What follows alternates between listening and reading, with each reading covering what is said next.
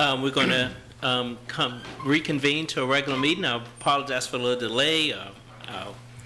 4 o'clock meeting got a little bit delayed and everything got pushed back a little bit. We had some interviews for some committees. And so can we be called out of closed session, please?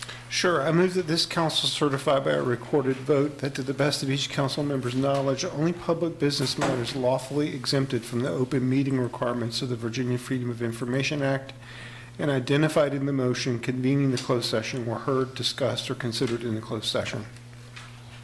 Second. Second. Okay. Can we vote on this?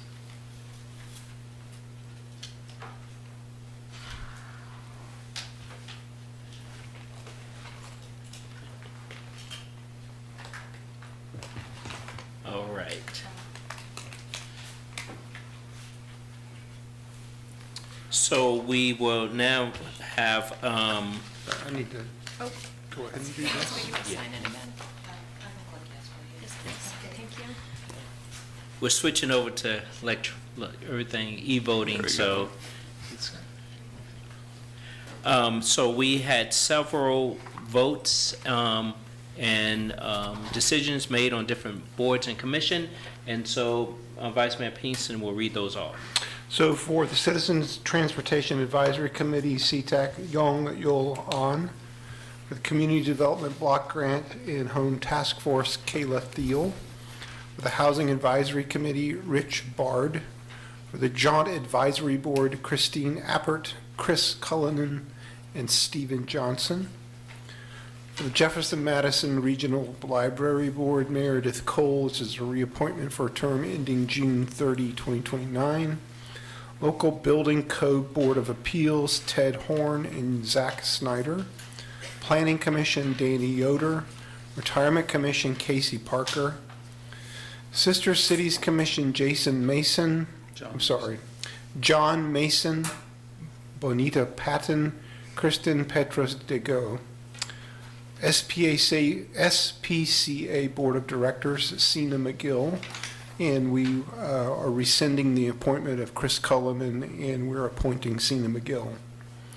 Tree Commission, Worthy Martin and Shay Wales. The Youth Council, Lila Castleman, a 12th grade student. Lyric Cooper, CCS Middle School. And Kimora Williams, a Lugo McGinnis Academy student. Second. Second. Okay, can we vote on this, please? Okay.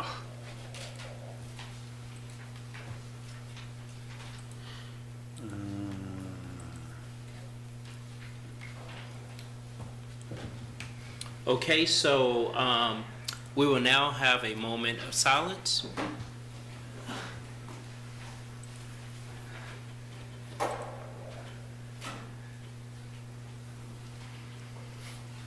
Thank you all very much. Are there any announcements from counselors? Any announcements you need tonight? I have one. Yeah. So this is an announcement related to Albemarle County, but all roads lead to Charlottesville. So there is a survey now about the three-notched trail shared use path, which is a greenway that's hopefully going to connect Charlottesville through Ivy, Crozet, Greenwood, and Afton, potentially all the way to Waynesboro. So please feel free to go provide feedback for that.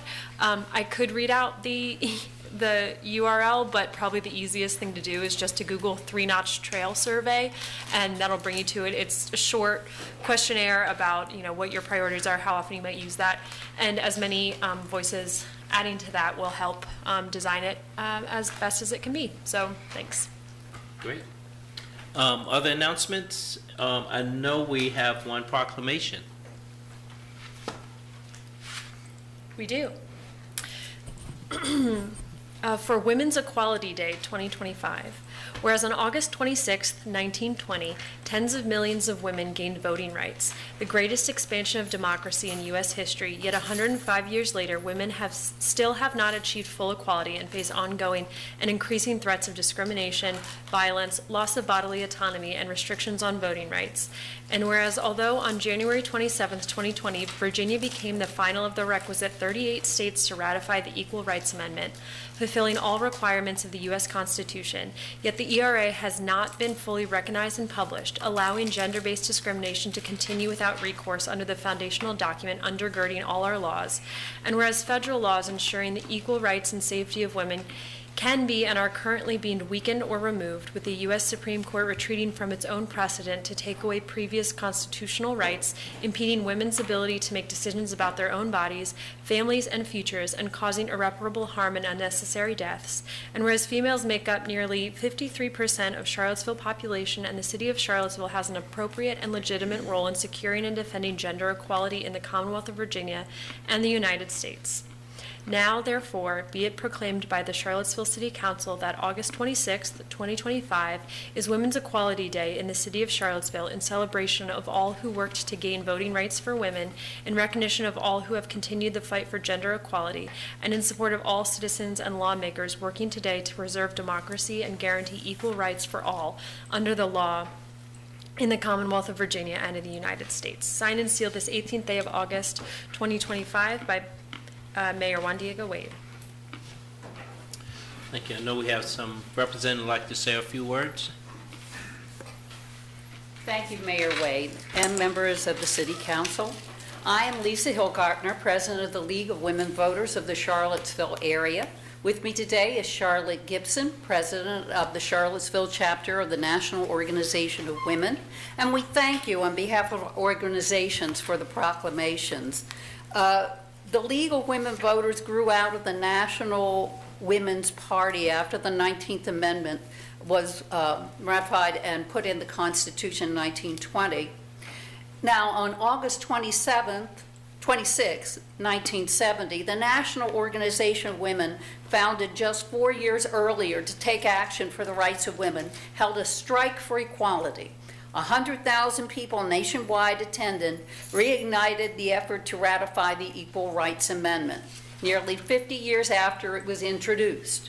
In 1971, Representative Bella Abzug introduced a successful bill in Congress designating August 26th each year as Women's Equality Days. Efforts like this have revised to push the ratification of the Equal Rights Amendment, which continued through the 1970s, but stopped short of the ratification, but gained momentum again in 2017. In 2020, Virginia became the 38th state to ratify the 28th Amendment, the Equal Rights Amendment, into the U.S. Constitution. We still advocate for the rights of women, enforcement of equality in hiring, firing, work-related benefits and compensation, equity in court and health care, including the ability for women to control their own bodies, and much more still languishes. Even voting rights for women are under threat.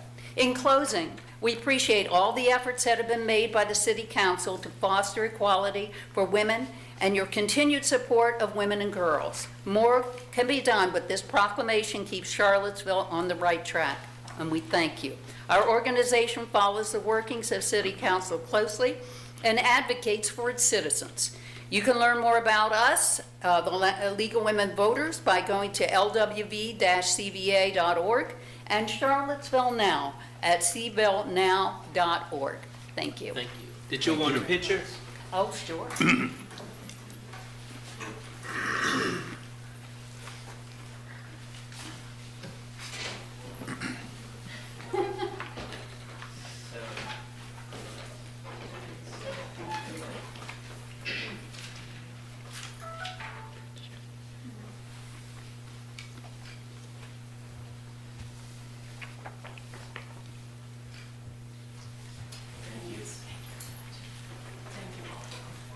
Thank you very much.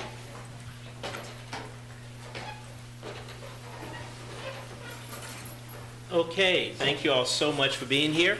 We're now at the point at our agenda for community matters, where 16 slots open up, and 7 of those slots have already been pre-registered, so we have 9 after the first 7 have already spoken. So the first speaker will be Betsy. Yes.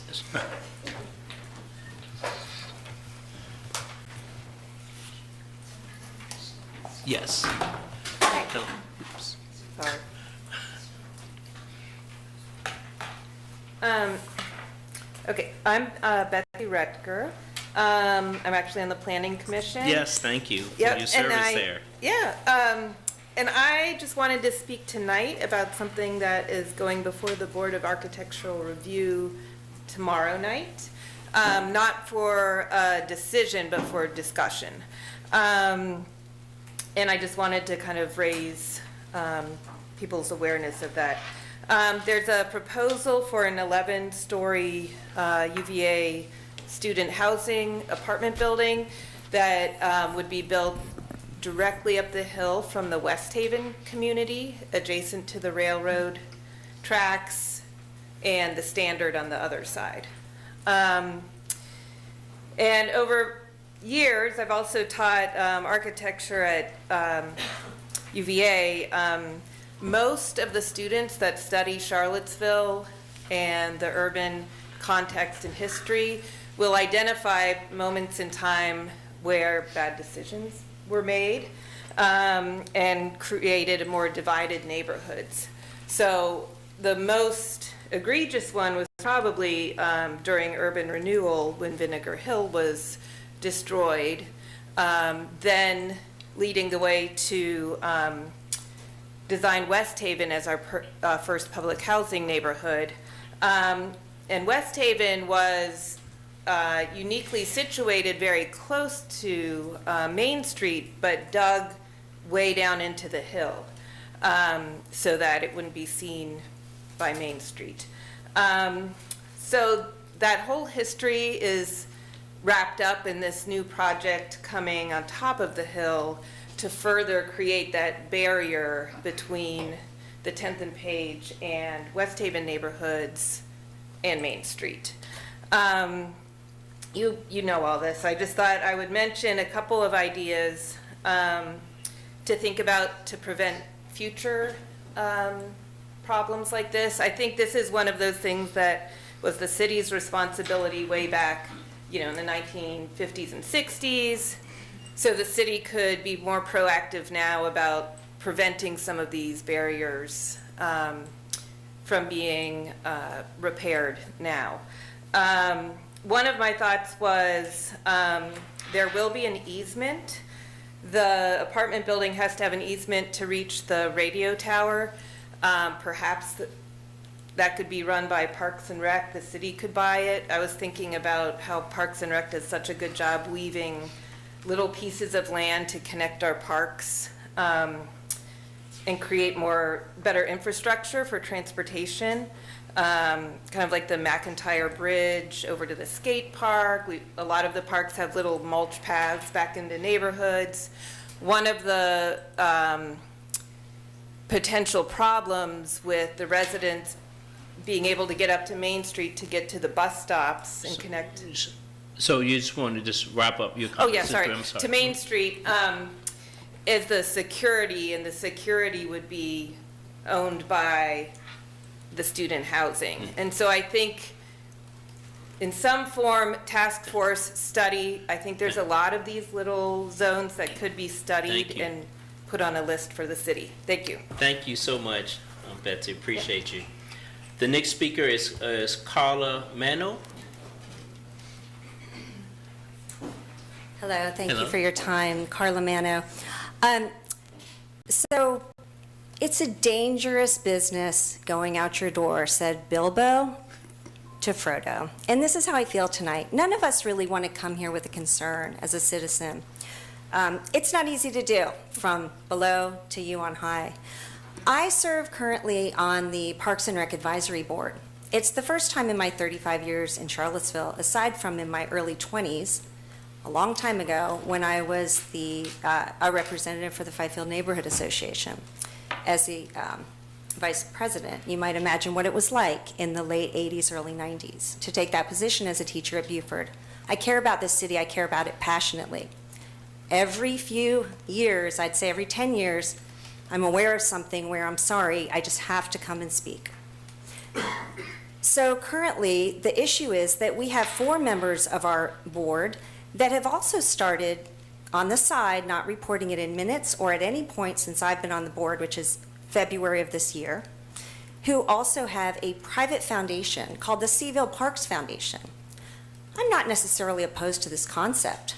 Had I started something like that, I think I would have immediately revealed it and rescinded my position on the official board. Being a curious person, I've looked a little further into what's happened. We only found out about it because it was made public on Jeffrey Frazier's social media site, happy to announce, about a month and a half ago. So a few of us on the board asked for an emergency meeting to discuss this. As I said in that meeting, it's really to help them. This really immediately looks like a conflict of interest, like at least small c corruption. And the reason I use that word is that apparently they've been working on an MOU with the city manager, having city attorneys look at this, and we've never even heard about it. We've been told that it's because, well, we are a public body and they are private. But as I've learned through your own attorneys in sessions, anytime 3 or more members of our board are together, it needs to be public. They've said, well, we're not really talking about parks. But if you look at their website, they had to be talking about parks to develop this website. So there's a problem. I'm assuming you already know about it because the city manager has looked at it, attorneys have looked at it. We have 3 open positions on the board right now because of people resigning based on perhaps our questions. Only 1 from that board. So we still have a problem. We have 3 official members who are on the foundation board of directors. Again, I bring it to you, dangerous to come out and say that. I don't often quote Tolkien, but I feel a responsibility to share it with you. I'd like you to address it. Thank you. Thank you. The next speaker is Jacob Woods.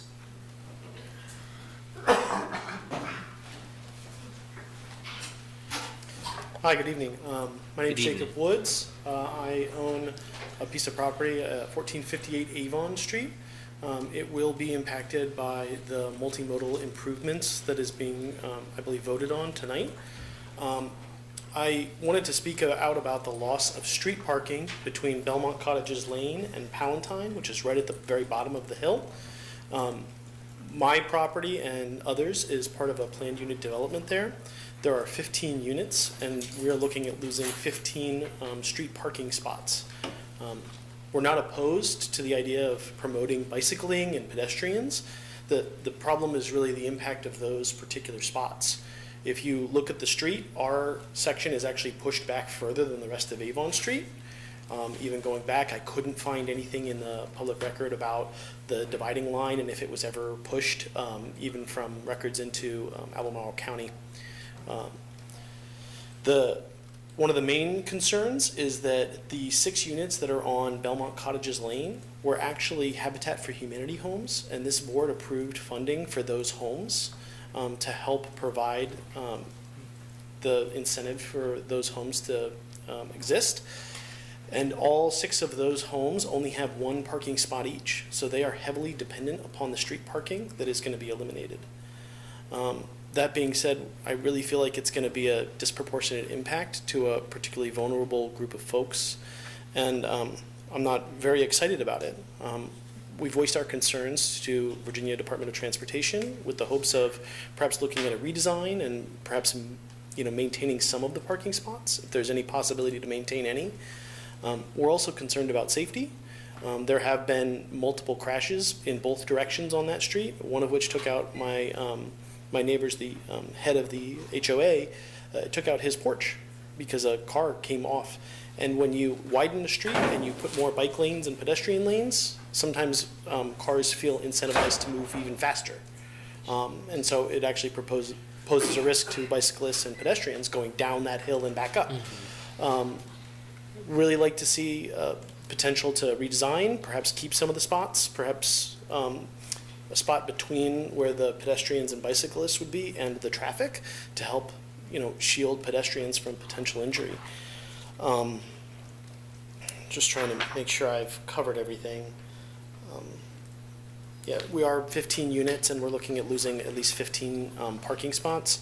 All the pictures that you see and everything are taken during daylight hours, which really doesn't capture how much those spots are used because everyone is at work And so really at night when everyone parks, you don't get satellite pictures because there's no point in taking it, it'll all be dark. So thank you very much for your time. Thank you, Mr. Woods. The next speaker is Jackie Timken. That's it right there. Hi, my name is Jackie Temkin. I'm a business owner in the city. I've spoken to you guys before about inequitable access to play surfaces and partnerships for girls' sports and other, programs for different groups. I too am talking about this Parks and Rec Foundation that I also just found out about. I'm primarily upset because, and I understand that it is fact, that Parks and Rec does not have enough staff members currently to cover the wide range of partnerships that we have, requests for. But all of a sudden we're just finding out that there's board members who are on some other foundation. They have inequitable access to the board and to Parks and Rec because they're on the board, which is crazy. The fact that time and money and effort is being spent on spaces, which I am an avid hiker, I love all the spaces, but nothing is being done to fund more programs for kids. It's also concerning that the lawyers are looking over the MOU, but currently the foundation seems to think that they're going to have some ability to talk to Parks and Rec about what they want to fund. And here we just went through this massive process for trying to redo the whole master plan for Parks and Rec, and now we have an independent outside foundation that's going to dangle, thousands of dollars over Parks and Rec to get done what they want to see get done, which is, again, just spaces. Who's going to say that they're going to put the money in Tonsler Park, right? There's lots of things that need to be done there, and unclear.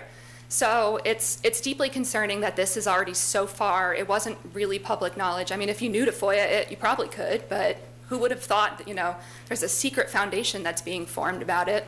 It's not necessarily going to programs that are going to help the city. It's not going to help, low-income programs for girls. It's not going to help, all sorts of stuff. So I urge you to look into it. Thank you so much for your comments. Alicia?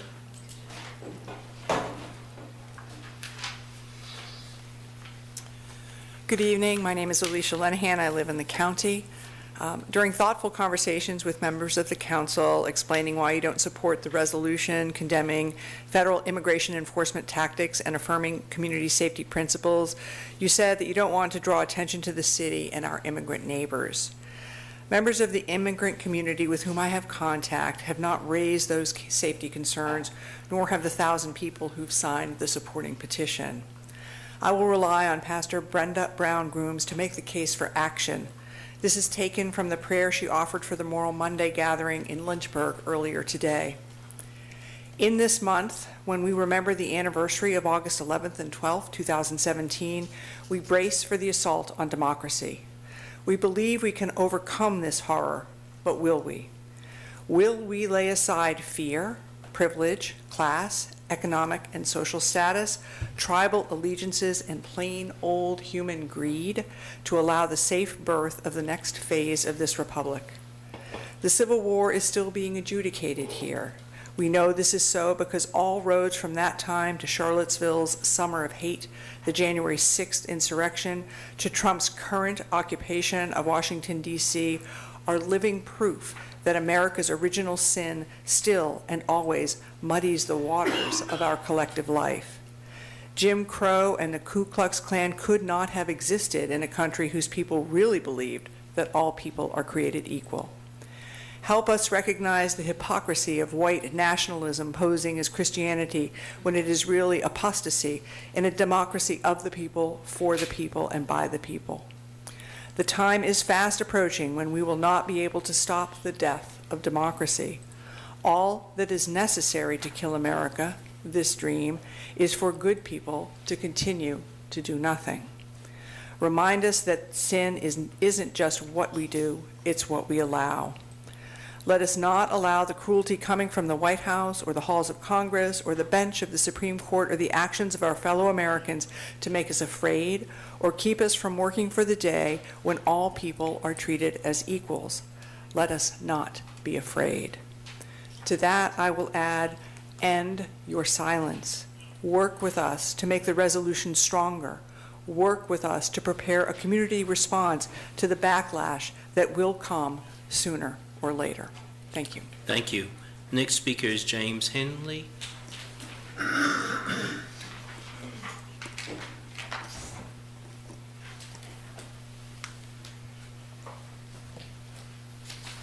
Good evening. Jim Hingley. I'm a Albemarle County resident living in the Woolen Mills neighborhood. I work in downtown Charlottesville at 350 Park Street. I have the pleasure of advising the council and through the meeting that we're having here of an important local event that's coming up on September 5th. That's a Friday, September 5th. It is the 75th anniversary commemoration of the Gregory Swanson case decision. You probably are familiar with this because Ashley Marshall of the city staff has worked on planning this program, and the city of Charlottesville is a partner in this program. This program will be in the Jefferson Madison Regional Library, downtown Charlottesville. Starts at 2 o'clock again on Friday, September 5th. And it is free and open to the public. The location of the program in the library is in the Swanson case courtroom. That was the location where this decision was actually made by the federal district court. Now, what was this decision? We just had a speaker refer to Jim Crow. This was a decision in 1950 in which Gregory Swanson, an African American, had applied to be a student at the University of Virginia Law School. The law school faculty unanimously supported his application for admission. However, the Board of Visitors turned him down because of the laws, the Jim Crow laws that were in effect at that time, stating that an African American could not go to the University of Virginia. Gregory Swanson filed suit against the Board of Visitors of the University of Virginia, and on September 5th, the federal court rendered its decision ordering the Board of Visitors of the University of Virginia to admit Gregory Swanson, who then became the first African American admitted to a segregated college, not just in Virginia, but in the Old South. This is a landmark civil rights case, and is very important that everyone in this community be aware of this program, and those that can, please attend it. Speakers include the Dean of the Law School, Leslie Kendrick, a U.S. District Court Judge here in Charlottesville, Jasmine Yoon, and Jennifer McClellan, United States Representative in Congress, who was a University of Virginia Law School graduate and has a lot to say about the impact of this decision on her and other African Americans who were interested in pursuing higher education in previously segregated institutions. Thank you. Thank you very much. The next speaker is Lily West.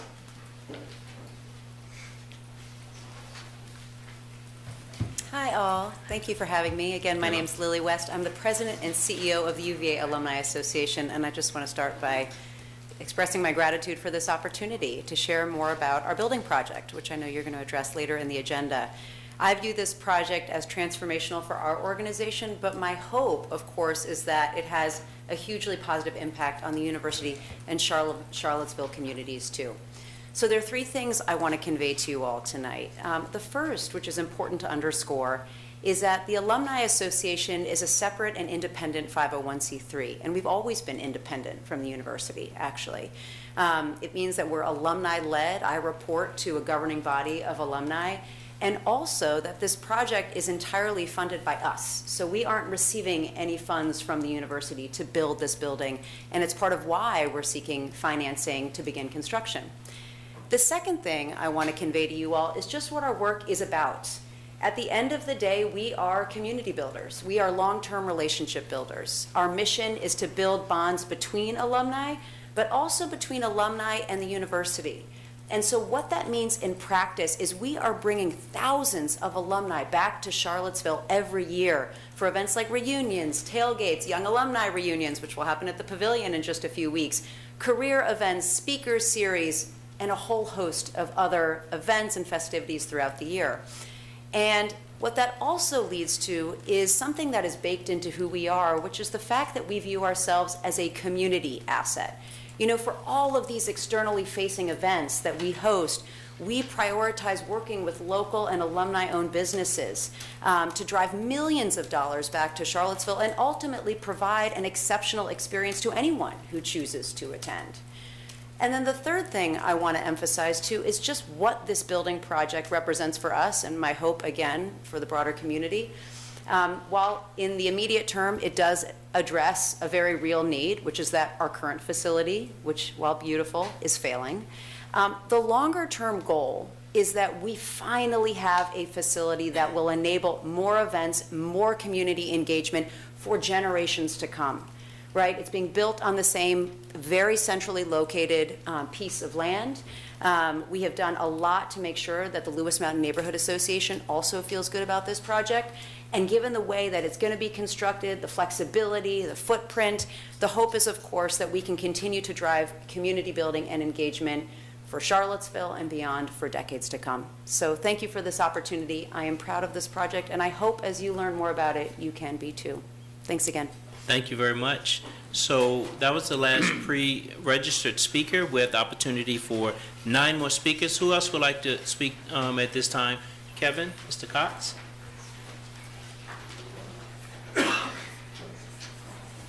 Hello, Hello. my name is Kevin Cox, you know me, and so you'll understand what I mean when I say I'd like to proffer an olive branch and mend some fences, okay? Mr. Sanders inherited a terrible legacy of neglect of ADA compliance, sidewalks, curb ramps, and many other essential infrastructure issues. But now he's taken charge, he's working with the Bicycle Pedestrian Advisory Committee, and they're moving forward with many different projects. Those projects are being done because they are needed and they are based on the facts, okay? Now, 2nd and Elliott. One fact about 2nd and Elliott is the sight distance. I've driven through that intersection, I've walked through it, I've driven through it with my dash cam. Sight distance is not a problem. Here's the issue with sight distance though. The road undulates. And as you come down the hill from 6th Street, the undulations slightly block the view of the paint of the crosswalk and about that much space above it. And that's just for a few seconds. It does not block the view of the pedestrian. It would not block the view of one of those rectangular signs that says drivers must stop. The crossing has many good reasons to put it in. Some of them are in strollers, some of them are in wheelchairs, and many of them have 2 feet and walk across it like you and me. So I hope you will look at the facts and reassess the decision to reject the request to put in a marked crosswalk. I have a statement from one of your members. Strictly on the facts, the city was just wrong about the Elliott 2nd intersection. It clearly meets VDOT minimum standards and clearly falls within VDOT's framework as being an intersection where a marked crosswalk should be installed. So please, take a second look at the facts and protect people with that marked crosswalk. Thank you. Thank you. Yes. Hmm?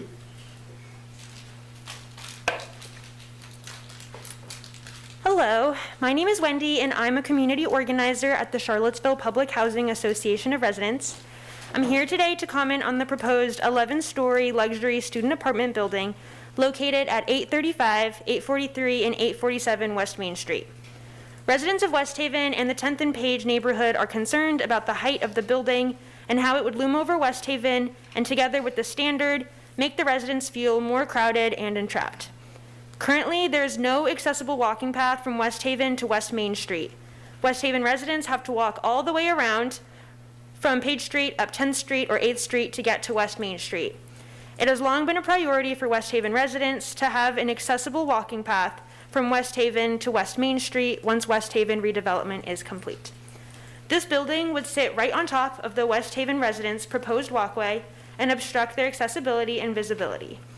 But this building is more than these concerns. which I want to be clear are still meaningful and material when they stand alone as independent reasons for opposition. This building is the Standard, is the Lark, is the Flats, is the Dairy Market, is the Dairy Market expansion, is the Mark. The 10th and Page neighborhood, one of Charlottesville's historic Black neighborhoods that includes West Haven, has repeatedly, time after time, been encroached upon, taken from, ransacked, and ignored for the benefit of ginormous, profit-generating developments to support a population that is largely non-Black, often transient, and people who are not among the long-term residents of Charlottesville. The walkway to West Main Street that is a priority for residents is not just a sidewalk. It's more than a sidewalk because West Haven was purposefully dug 16 feet below the ground and isolated from West Main Street when the city of Charlottesville constructed West Haven in 1964 after demolishing the vibrant, independent Black community of Vinegar Hill. All because Charlottesville didn't want people to see poor Black people from one of Charlottesville's busiest roads. When West Haven residents talk about not wanting to be overshadowed by a looming, towering building, they're talking about this building at 835, 843, and 847 West Main Street, but they are also talking about the looming, imminent, ever-present afterlife of enslavement, Jim Crow, over-policing, mass incarceration, and continual ongoing gentrification. Not all increases in housing supply are good increases in housing supply, and not all density is good density, because this city has to grapple with the weight of its history. As such, I call for City Council to urgently prioritize more affordable housing and more community-centered planning. Thank you very much.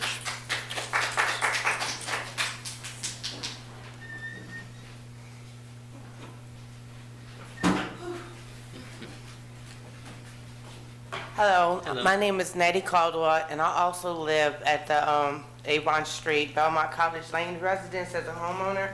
And also, I'm here to also talk about my concerns about the parking there as well. Just like the HOA president here also mentioned that we only have one parking spot. And if you're a family of more than one person with one parking spot, like I have a husband, 2 children who have, one of them has, all 3 of us have cars. And, you know, and soon my oldest child might have a car soon. So we don't have any parking, so where will we park at? And not only that, sometimes I deal with arthritis and I have, have bad days and have good days. So when I get out of work, I shouldn't have to worry about where I'm going to park at. And so if you do look around that area, it's all neighborhoods. There's like no other parking spots. And if you do park, it might be all the way up there at Belmont Park. And who wants to not be around a car with vandalism and everything going on? And also, if we decide to want to sell our house, nobody would like to buy a house, because if it's more than one person in a household with more than one car, if there's no parking, then they're going to be like, this is not, a place for me to stay.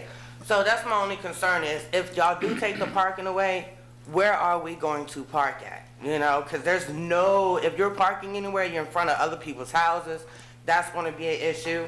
And just like he said, my husband's car got totaled being on that street. So like you sat there and said about pedestrians, it'll cause them probably to be in accidents and stuff, because this car got totaled because somebody was speeding down the street. So that's all I have to say. Thank you. Thank you. Yes, ma'am, in the red shirt.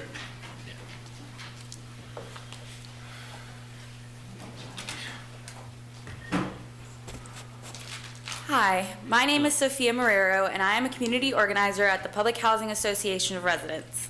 I'm here to speak in opposition to LV Collective's proposed 11-story building proposal on West Main Street. This building will overshadow West Haven community and residents. Affordable housing is a human right, and we should all be able to live in our homes peacefully with no obstructions and no limitations. This building on West Main Street will limit the ability of West Haven residents to fully enjoy their neighborhood and their homes and to have a decent livelihood. This is just another way to silence and overshadow Black, low-income residents, as we have seen in the past. We all know about the horrible history of Vinegar Hill. We need to be talking about our history and addressing it, not committing the same mistakes. With the rise of homelessness, affordable housing continues to be a pressing issue that must be addressed. The solution is not to overshadow current public housing communities, but instead work together to ensure that everyone has access to affordable housing. Thank you. Thank you very much.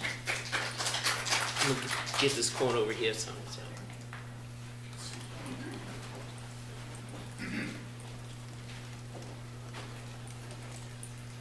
Hi, Council. Longtime resident, first time speaker. My name's Mark Dennison. I have been living in the city basically my whole life. I am a member of the Parks and Rec Advisory Board, and I just wanted to add my voice of concern to the voices you've already heard tonight. I'm not going to go into that all that much, but I am looking forward to partnering with you all, partnering with the city manager's office, city attorney's office to resolve this and come to some agreement. The other thing I wanted to say was mostly to people listening in the room and out there. We do have a meeting on Thursday at 5:30 at Carver Rec Center, I believe. And I really encourage people to come out and speak their mind. We are there to listen. As long as we are an advisory board with power granted by the city manager's office, I'll be there and my partners will be there. Thanks. Thank you, sir. So the young lady in the blue.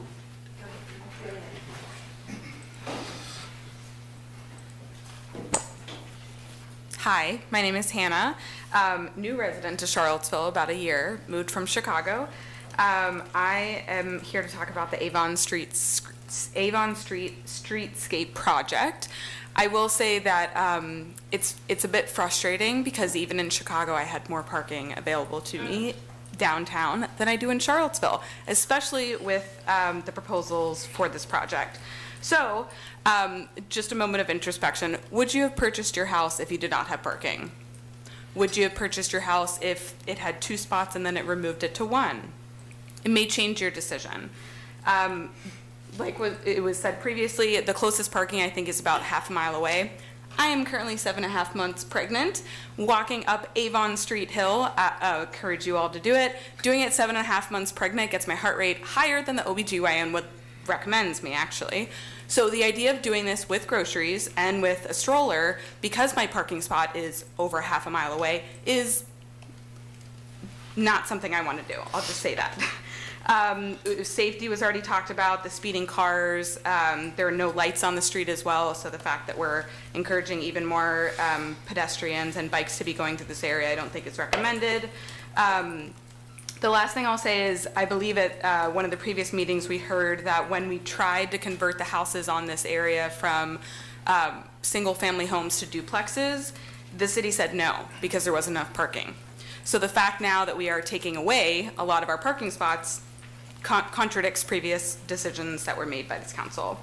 The other thing I will say is it's 1.83 cars per household. So by removing this parking, you are limiting our parking limiting the number of spaces that we have available to us. And it's not just our side of the street. That's the other thing I don't think that has been mentioned. The other side of Avon as well, where the parking is not available, all of those residents also park on our side because they do not have parking available to them. So it is impacting more than just the 15 homes. It is also impacting all of the homes across the street as well. Thank you. Thank you very much, Don, and then I'll get you, Joe.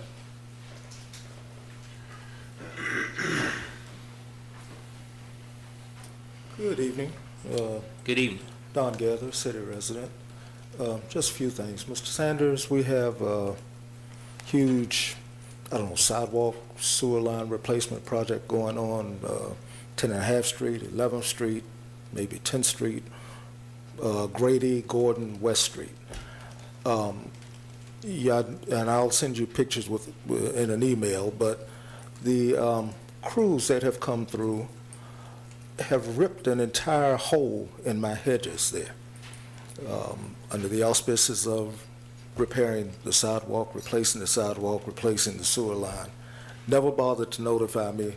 I came out a day or 2 later and saw the shambles that they had left it in, along with a huge mound of dirt there in the driveway. So, like I said, I'll get you that information very, very soon.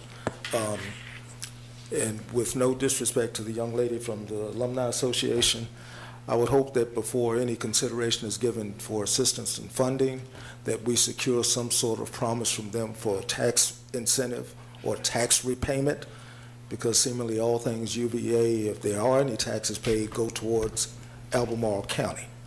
So before anything is pushed their way, I would hope that there would be some negotiations to try to secure some sort of tax repayment, both now and in the future.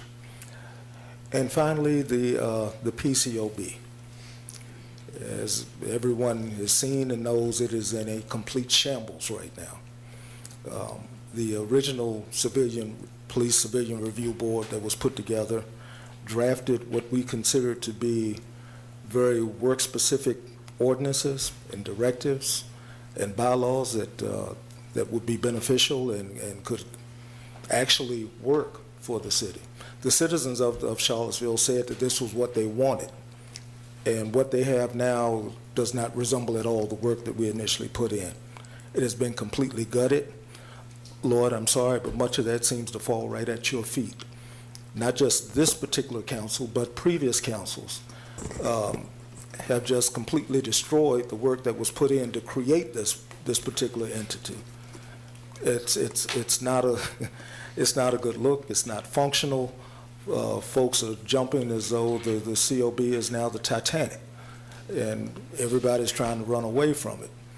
It's not what was called for by the citizenry of Charlottesville, and I'm hoping that you all will or are already looking into this to do something to repair the train wreck that it has become. If you need any of the original members to come back and to offer assistance, I'm sure that I myself and I'm sure others will be more than willing to do so. But it needs to be directed and spoken to. All right? Thank you. Thank you. No. Stacy, you'll be our last speaker for Good evening. Good evening. My name is Joe, and I'm a longtime Charlottesville resident and recent graduate of UVA School of Architecture. I've also worked at FAR for several years, and I've been learning from resident leaders and planners who fight for a Charlottesville that everyone, especially Black and brown families, can afford. Growing up here, I was well aware of UVA's troubled history with local communities, so when I entered the architecture school, I was very skeptical. To my surprise, during orientation, we were assigned to watch the Raised documentary on Vinegar Hill in West Haven. And as Betsy mentioned earlier, in planning and architecture classes, there was critical discussion of the standard, and the general consensus was that it was both an architectural and social failure that had deepened the mistrust between UVA and historically Black neighborhoods.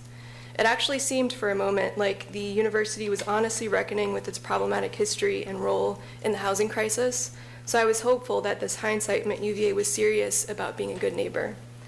But today those commitments begin to ring hollow as UVA backs a project that repeats those same mistakes on an even more egregious level.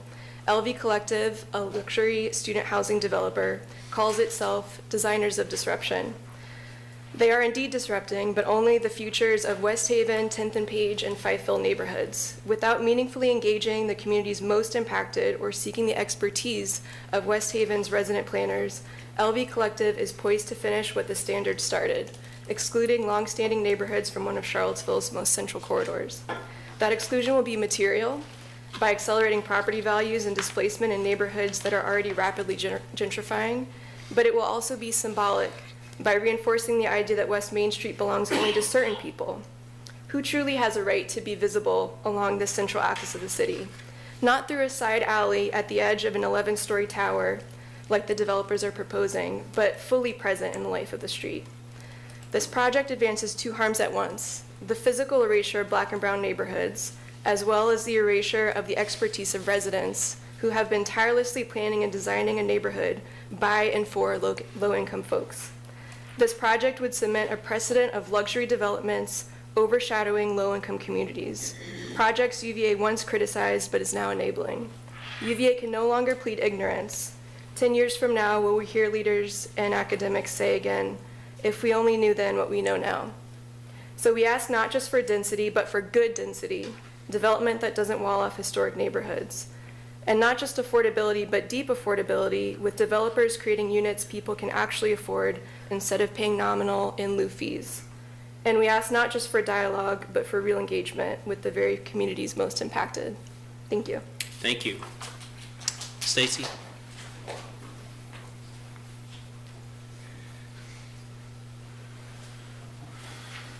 Hello, Hello? my name is Stacy Rush, and I am a community coordinator for FARM. Entrapment. Entrapment is the act and feeling of being caught inside. This is how the residents of the West Haven community already feel with the standard building, along with its wall closing their community away from the rest of the city. This is a call to action. Has anyone ever thought about how the new luxury building will impact the safety in West Haven? Allow me to enlighten you. Closing off this community will make rescue response times worse. Having rescue vehicles maneuver around these structures is a direct impact on the residents' safety, health, and their lives. What about the homeless? It's a slap in their face to see luxury housing being built instead of affordable housing that they can manage. This building is a disservice to the residents who are already waking up to a concrete wall of the standard blocking their sunlight. The impact this has on mental health is real. Imagine waking up to a wall as a child and being expected to be happy and even further learn. There are so many more issues that this development will cause. Let's do the right thing by the West Haven community and listen to the residents' concerns and make changes that bring about a stronger policy, not luxury. Thank you for listening. Thank you very much. That was the last slide for public comment at this time. There'll be another one at the end of the agenda. We'll go into the consent. Mayor, just would like to clarify one matter. I just want to express that there must be some confusion as to regarding the Parks Foundation. The city manager has not negotiated with anybody. Upon hearing that there was some concern, what I did was direct staff to ensure that the special meeting would happen so that the details of what the expressed concerns were could be gathered and provided back to me. So that information is what I am now actually going through, upon also taking a look through the city attorney's office of whether or not a conflict of interest exists and to what degree it can be mitigated, if at all. But I just wanted to clarify, I have not been participating in any conversation about the establishment of a foundation. I have not done that, just so everyone knows that. Thank you. And Mayor, if I could just briefly, because I think it's just important for people to understand, for those who spoke about the LV Collective project over West Haven, the most important thing is the zoning on that site is CX8, which means 11 stories is allowed by right with unlimited density. I think part of what we heard here tonight is the legacy of urban renewal is something that's always going to be around for the city. And it was planners who at the time thought they were following the best practices at the time, and they imposed something on a community, and they were wrong. Today, are we incapable of making that same mistake, or this time, do we always know best? In the past, that site used to have a special use permit required to build at this height and density, and that was the mechanism if anyone wanted a community benefits agreement or to actually have their voice matter in this process. That's now gone. It's 11 stories, unlimited density by right. The only discretionary decision point is the Board of Architectural Review. So if you believe, and I think it is correct, that because of the history of urban renewal, these are neighborhoods that deserve to have a seat at the table, to have their voice heard, to actually be not just listened to, but incorporated into decisions because of the history of the city, the zoning has to get changed. And that's the most important thing, because if the zoning is what it is, the only voice you have that can matter is the Board of Architectural Review. I think that's just important to understand. Thank you. We will now go to the consent agenda. Madam Clerk. Consent agenda number 4, resolution appropriating $60,000 for Virginia Department of Education Special Nutrition Program, Summer Food Service Program, second reading. 5, resolution to transfer additional funds for electric school buses in the amount of $10,032, one of 2 readings. 6, resolution appropriating opioid abatement authority cooperative partnership grant for fiscal year 2026 to OAR, Offender Aid and Restoration, for expanded specialty docket services $13,504.43, one of two readings. 7, resolution appropriating Virginia Department of Social Services Temporary Aid to Needy Families Grant, $69,312.67, one of two readings. 8, resolution to appropriate funds from the Virginia Department of Housing and Community Development, Virginia Homeless Solutions Program in the amount of $440,885, one of two readings. 9, a resolution, approval of a resolution authorizing the refund of business license tax and business tangible personal property tax. Okay, is there a motion to approve that? So moved. There's a second? I'll second it. Second, okay, can we vote? I will let you know when I initiate it. Okay. I've initiated the vote. Okay. Okay, thank you all very much. The next item on the agenda is the city manager's report, and City Manager Sanders will discuss the city manager's work plan. Yeah, before I do that, I would like to ask Heather Hilliard to come up. Heather is the new director of the Emergency Communications Center. She is now relocated to our fair city, and just wanted to give you a moment. One, hello, nice to meet you, and give you a chance to speak to council.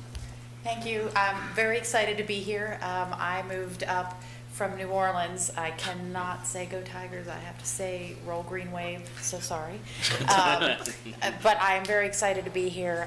I come with numerous years of experience. I have moved into the city proper.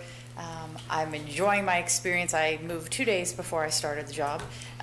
So it's been great. I've enjoyed the neighborhoods, the camaraderie, meeting my neighbors, and the staff here that we have supporting you for your emergency needs has been fantastic. So I wanted to say thank you, offer the opportunity if you had questions.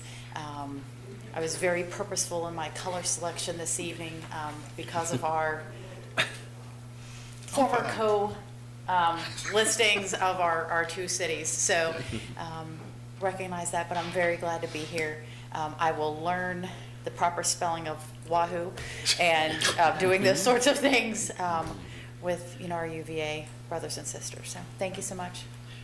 Thank you. Welcome. Just a quick question. So is what we have here kind of the agreement with University of Virginia, Albemarle County, and the city of Charlottesville, kind of one center? Is that similar to what they have in New Orleans or where you came from? So in Louisiana, they have consolidated districts. So New Orleans is actually a unique situation because it is created, and we were a state political subdivision created solely to serve the city of New Orleans for various reasons that are usually newsworthy. So we serve just the city of New Orleans. When I was in Jefferson Parish, however, I had something very similar to this. So it was the parish, we had 5 municipalities within it, I had 18 fire departments, and multiple things. So it is a very similar nature, having a consolidated district and having lots of political influences, financial influences. The Commonwealth is different than our FCC funding. VDEM takes 40%, and the state of Louisiana gives 100% to the consolidated district, so I am learning the fiscal differences here. But it is very similar, and having a board that works together for the common good of the community is not unfamiliar to me, so it's a pleasure to see that consistency between the two states. Great. Welcome aboard. Thank you, Mr. Mayor. Thank you. It was a very diplomatic answer.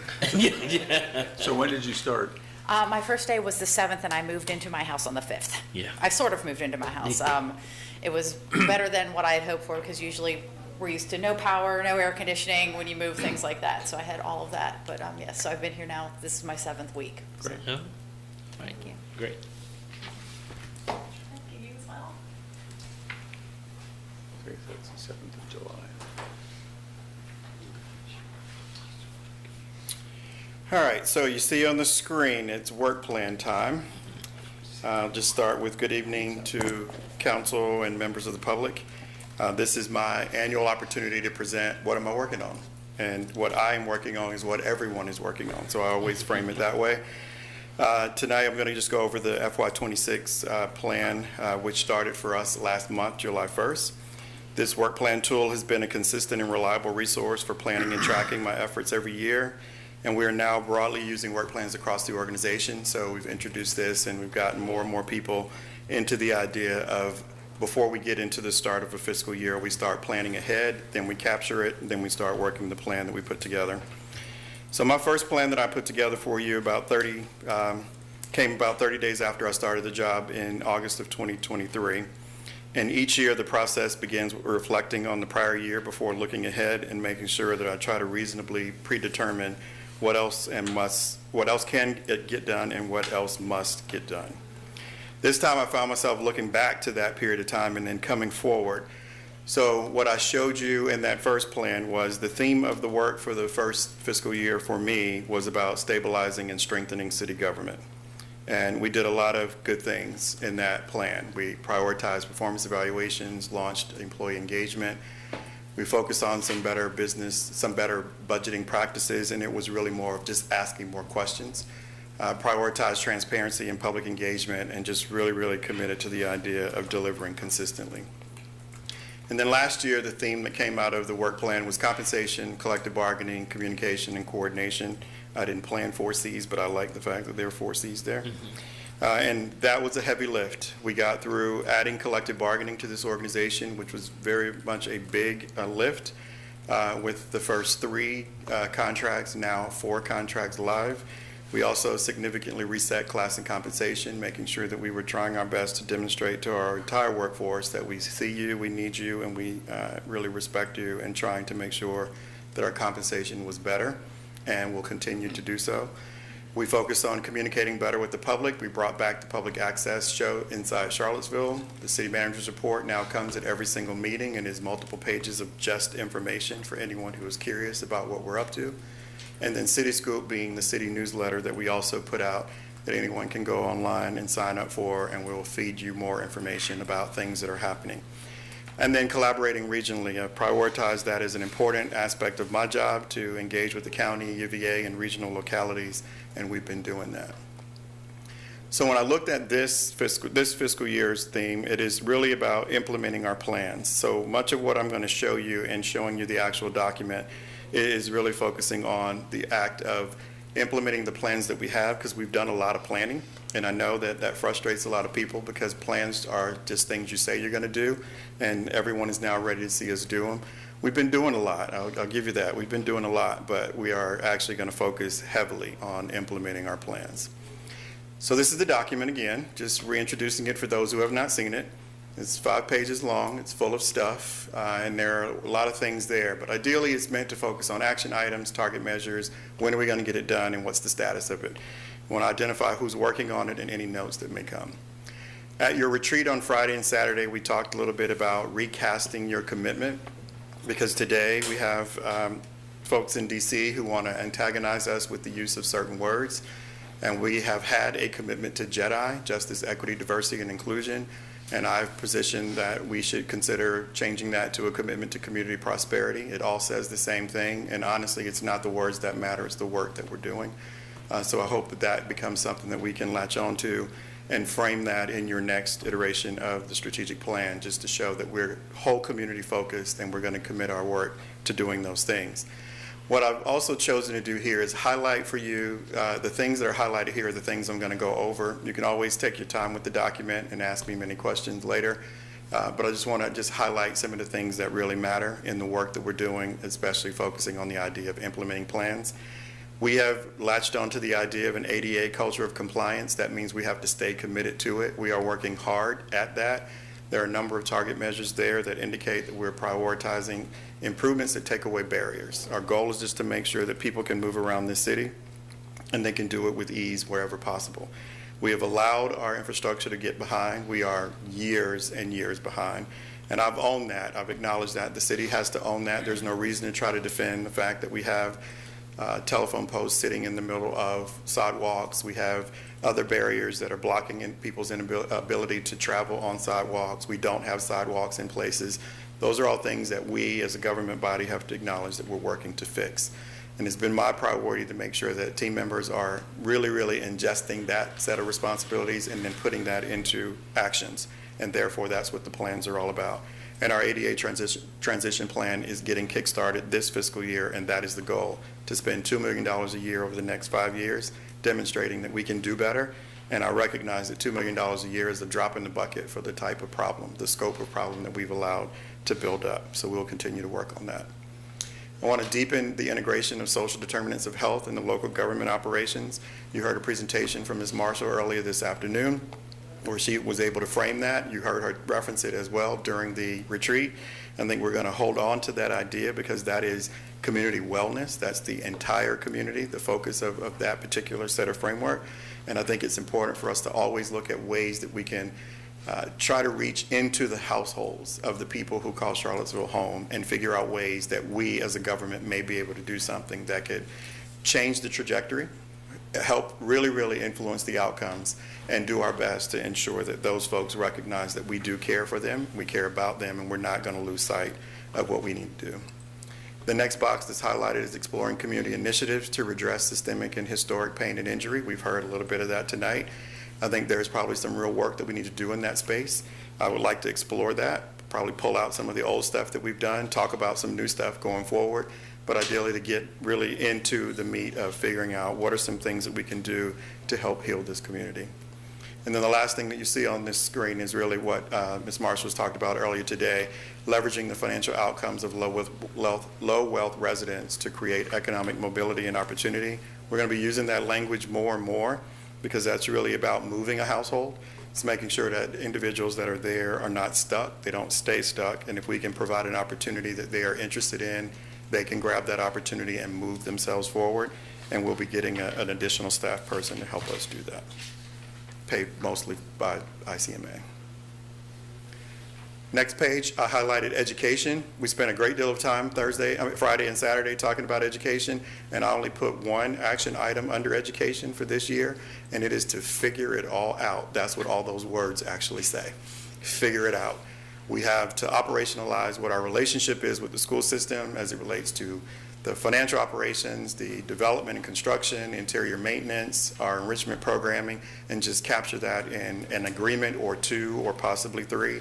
However we do it, ideally what I'm suggesting is that we need to prioritize the types of conversations that lead to the clarity that then we can predict what it is, what the relationship is supposed to look like going forward, and then we execute. So that's why there's only one item there. And under housing, naturally, affordable housing is something we need to spend a lot of time talking about, but that first box is about homelessness. It is the issue that I will not lose sight of, and I'll talk a little bit more about that shortly. This is organizational excellence, a full page of organizational excellence. What is that all about? Us doing our job to the best of our ability, making sure that we can deliver on the things that matter to this community, make sure that those who come to visit, they see a well-kept community and they feel like they want to come back and leave their tax dollars with me. So what you see here is the things that I highlighted was improving our capital improvement planning process and procedures. That is how we get more sidewalks done. That's how we get the roads done. That's how we get the various innovation done in the spaces of how a local government takes care of its expenses. We have work to do. Deputy Freezes, he knows that's my biggest issue of what we need to do in capital improvement planning. So we're going to continue to focus a lot of time and attention on that. And then to maintain a focus on development and sustainment of a high-functioning city manager's office and my reflective state and the mode that I've been in, I'm reimagining the workflow, and the plan is to roll out changes that will start at the top, and then we'll find our way going through other parts of this organization, making it stronger.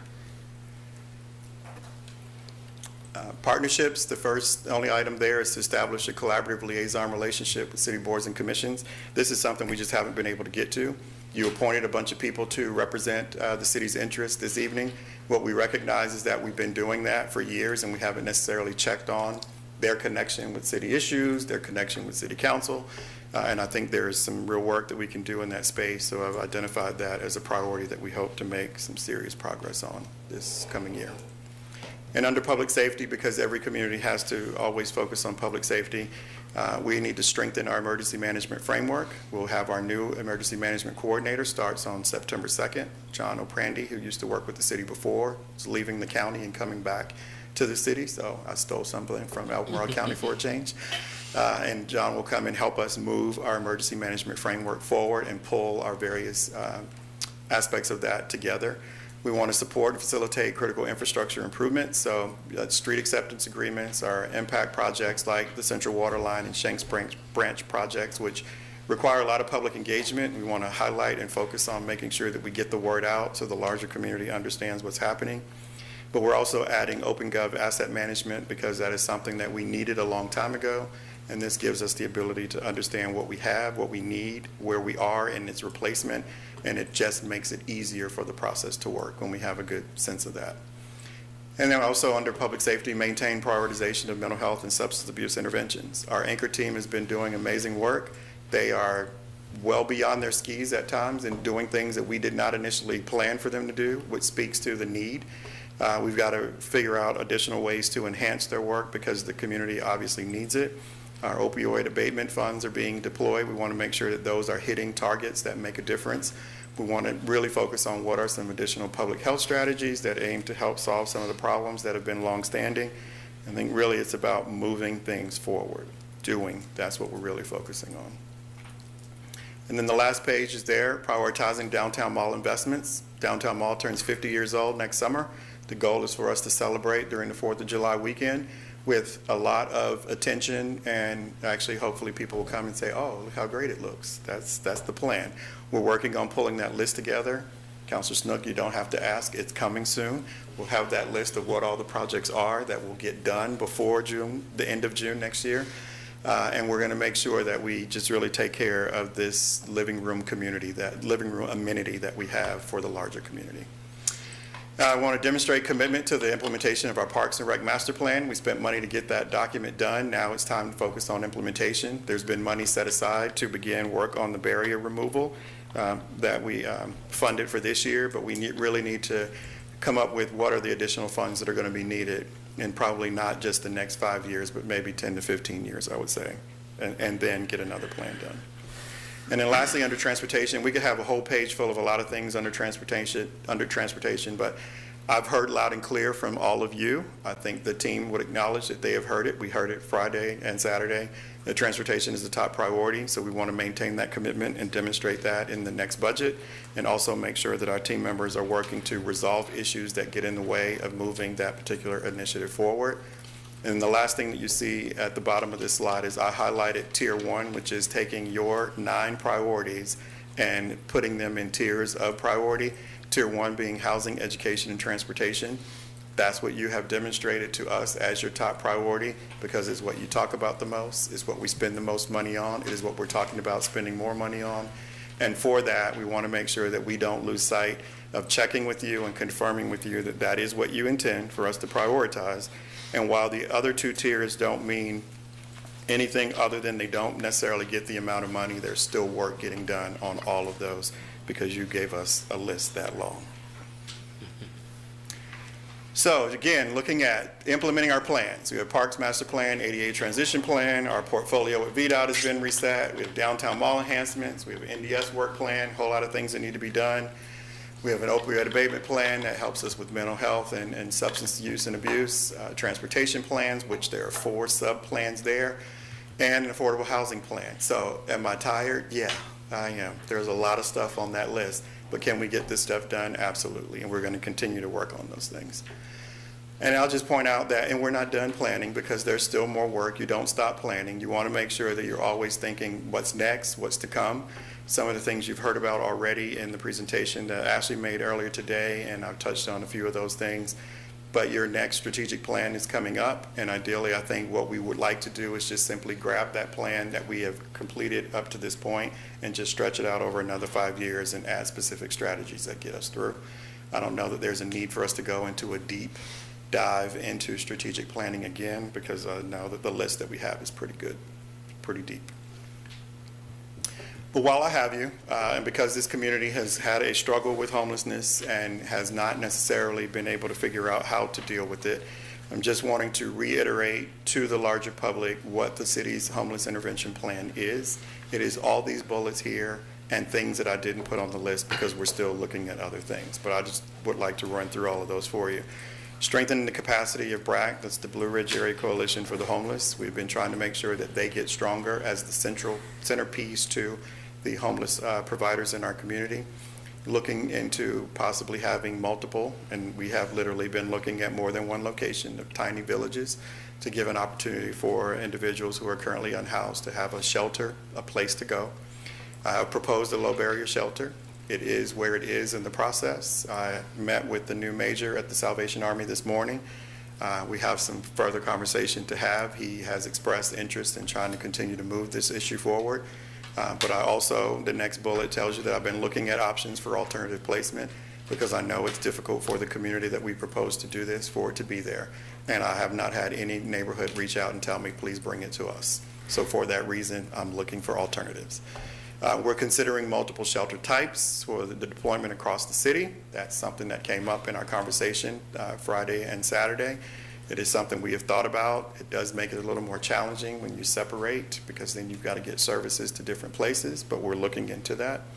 We're looking at adding homeless outreach workers, individuals dedicated to being out on the street with the people who are outside, helping to inform us by having direct contact with individuals who are going through the things that they are going through and better inform the work that we're doing.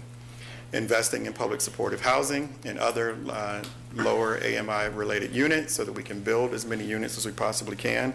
But I will say confidently and sadly that we cannot build our way out of this. It's going to take too long for us to say that we can solve this problem that we see today by simply saying we will build units, because we will have to build units forever.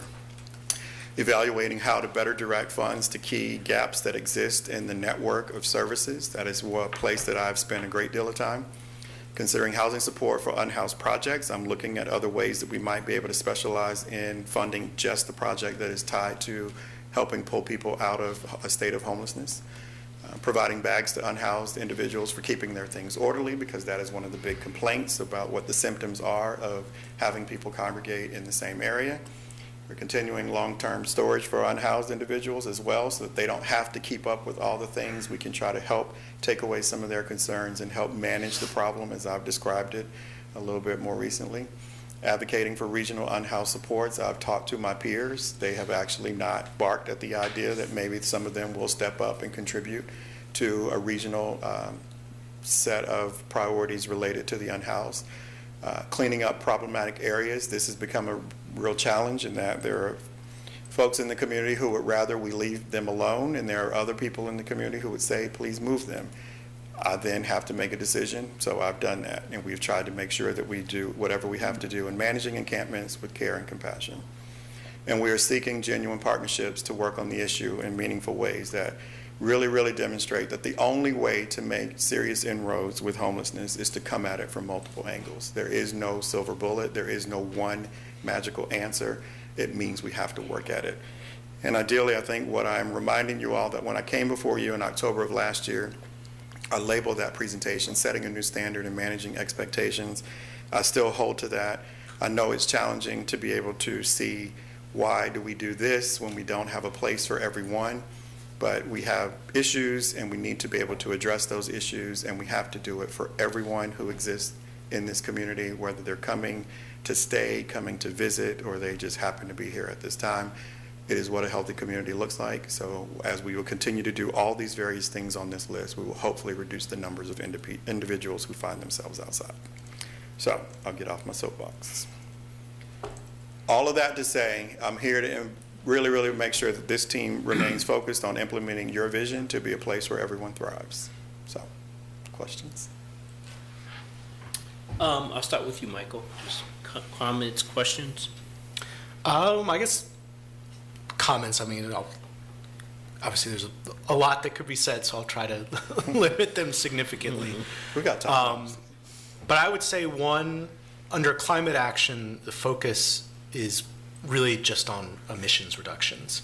And obviously that's extremely important, but I really think there has to be a core focus on climate resilience that is embedded throughout everything we do.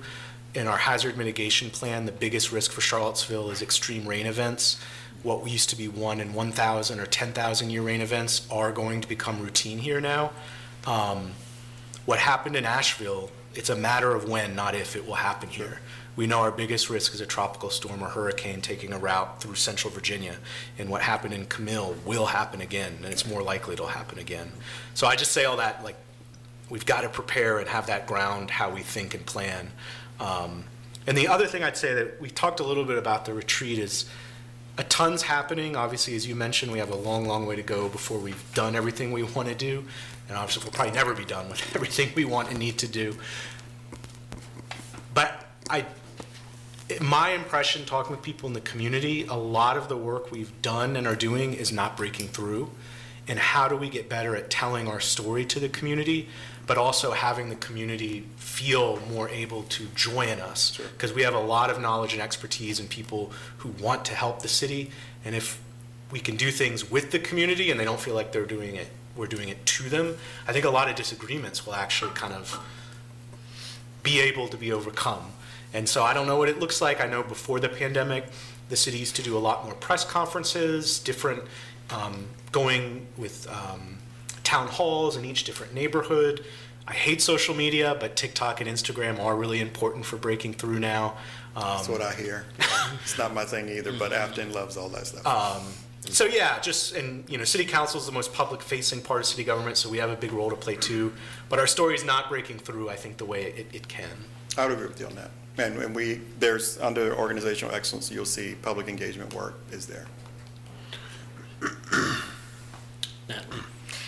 Thank you for this comprehensive list.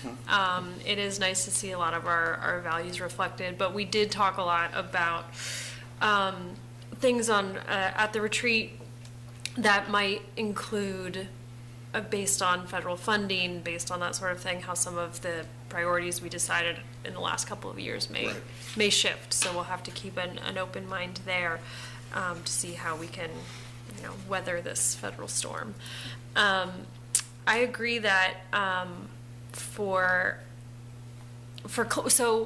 to just bounce off of what Michael was saying, the climate action plan does have to do with reducing emissions, but a lot of it has to do with the emissions that the city produces. And as we've gotten a presentation from our sustainability team before, the city produces the city municipal government part of it produces about 5% of local emissions, and then there's 95% that come from that general community. And so there's things that are not listed here that are in other sections that do affect that, but kind of emphasizing this is where storytelling comes into play, outreach in the community to help them understand their role in that and shift, and understanding that we are at a cultural shift moment. Sure. And not everybody's going to read the books or do the research or understand. They're going to show up to a meeting, have a thing to say, and then what I love about public comment folks who stay and watch the rest of the meeting is often that's the first time that's happened. So thank you for sticking around because you get to see the other stuff that we do. And so, yeah, communication, outreach, and storytelling to understand the decisions we're making, the research that's gone into them, and how our focus is going to be on better bike ped infrastructure, because that not only helps with road safety and land use policy, but it also helps with climate goals. And so all of that ties back in together towards that. So making sure that people understand the overall narrative of, because a cultural shift is going to be thorny, but we've already decided that that's what our goals are. So if you build it, they will come for better infrastructure, and so I'm happy to see that that's on here. But we'll talk more about that when we get to that. And remember, this isn't meant to be comprehensive, so a lot of the details are still in the climate work plan itself. This gives me the ability to every quarter give you an update on these kinds of things as we're going through the year. And I might even bring staff members to help in some of those cases. I do want to add one thing about, you quickly said that we can't build our way out of it because we'd be building forever. And that is... As it relates to homelessness. Yeah, but I think that's a good phrase to consider because we haven't built enough housing in about 70 years to meet the need. Right. So this is not addressing any specific projects that were brought up today, but in general, we are that far behind the 8 ball. So it's going to feel like we're building forever, but that's because we have a lot to make up for. Really what it's in connection. Yeah. So just across the board there. Thank you. Brian? Just an excellent list, and I appreciate the update, and I appreciate, you bringing back the fiscal years prior to and just showing how things are progressing, and, don't quit. I'm not going anywhere. All right. Lloyd? I don't have anything. We talked about a lot of these things over the weekend, and I don't need to be taking up more time right now. So I do kind of have a question, so you've been here 3 years now? This is the start of the third Yes. year, I guess. So you kind of know who we are as a community. It's a really tough community to govern in, to be a leader in, because they're very engaged, and I think that's... People care. Yes, it's a good thing. So now that you kind of know where everything is, and what have you found to be, a challenge for you that you didn't expect? This feels like an amazing interview question. Thought I had the job, right? I'll just say that it is hard to manage in a situation where you usually hear both sides. I think that speaks to our level of engagement, that you hear from both sides on the same issue at the same time, and your job is to make a decision. So in that, you really have to know yourself, and you really have to stay focused on the intent behind why you make decisions the way that you do, which is what I pride myself on. And I think what I have appreciated about my time here is this is me. This has been me for quite some time, and I give you me. I don't sugarcoat, as you all know. My goal is to give you the honest statement that I can as often as I possibly can, and I try to be the same way with residents and property owners and business owners, so that at least they don't have to go and try to figure out, what did he just say? What was he meaning by that? I try to make sure that when you finish with me, you know where I stand and you know what I meant. I think that is the healthiest place for me to stay when it's this hard with all the different things. And I've shared with you, I said to you all that your list of 9 strategic outcome areas and a commitment is a lot. And I would hope that we could cut that down, and you don't want to. Okay, I get it. So if you don't want to, that means we have to figure out how we can get those things done. And ideally, that means we got to go deep. We got to go deep into our processes and our procedures and figure out, is everything working the way that it's supposed to? Do we have the right people in place? Are we missing people? That's really the work. But I like that kind of stuff. I like to go under the hood and figure things out. So, good question. But I'm good. I think it's really figuring it out to the best of my ability to, again, just preserve me in all of it. And I feel like I've been able to do that. The picture from the retreat this weekend, I don't know if y'all remember, is deep and wide. Deep and wide, that's right. That's deep and wide. We do that here all the time. Thank you. Right. Thank you all thank you so much. The next item on the agenda is some action item. It's a public hearing on the consolidated annual performance and evaluation report for the year 24-25 in Community Development Block Grant and Home Investment Partnership Program. This is the first of 2 readings. Anthony. Good evening, Mayor Wade, members of council, Ms. Thomas, members of the public.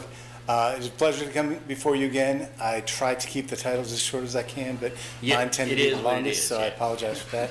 I also apologize that there was a missing hyphen in the link that was shared with you earlier. That has been corrected now.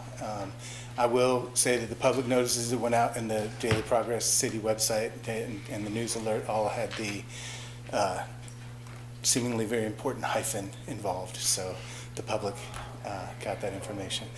We're here again to talk about the 2024-25 program year review for the city's CDBG and home programs, and I will try to keep it short. We have 2 goals tonight.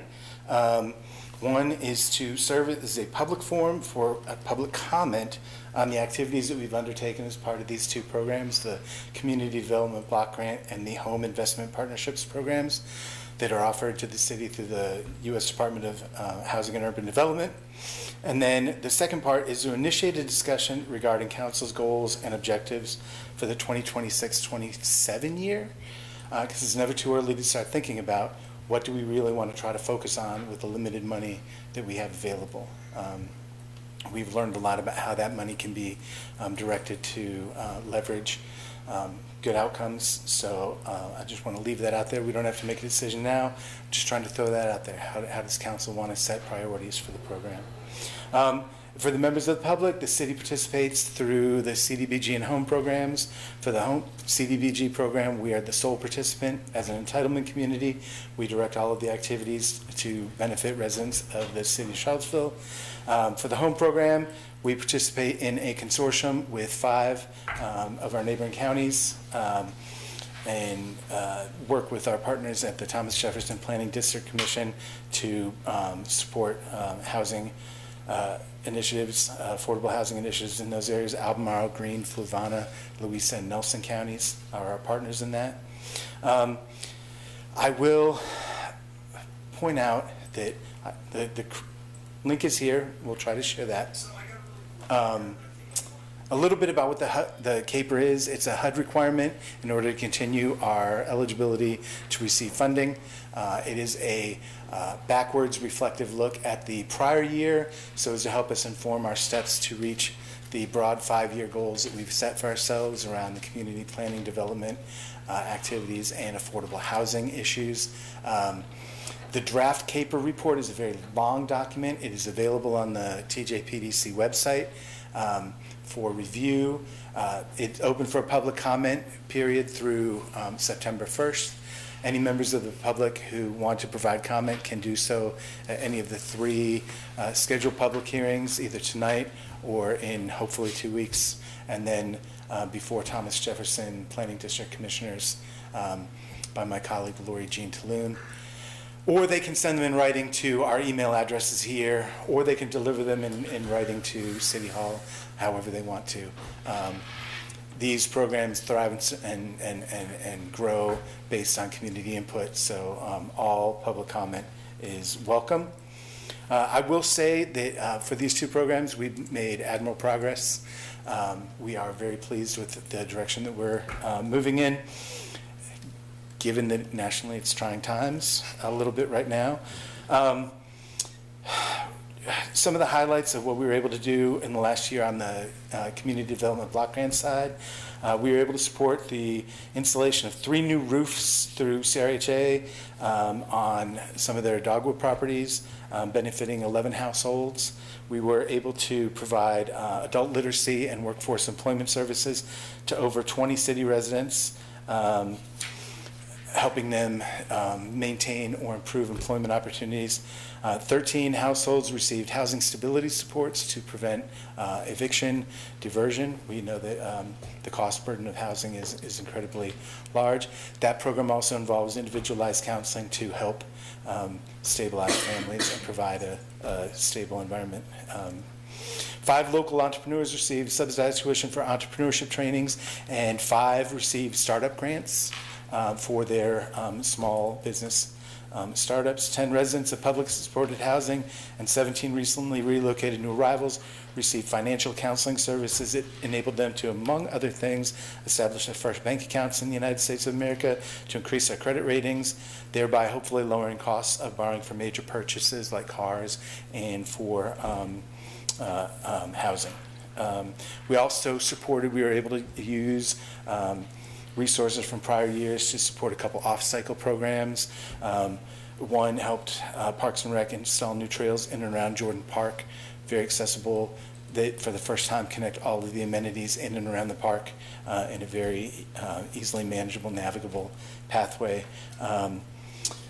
We helped support and maintain urgent youth counseling services for children and families in the area who desperately need it, and to begin work with our partners at Ready Kids to convert a relatively unused space into a habitable and safe and welcoming play space and place for families to wait while their children are receiving services. The benefit of that for people who are medically fragile and find it difficult to wait inside.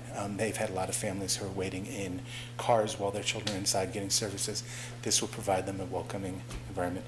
That is ongoing. We are going to engage in a 1-year extension agreement with them because the There's also corridor development going on, and just getting it going when it's not their core mission is a little challenging.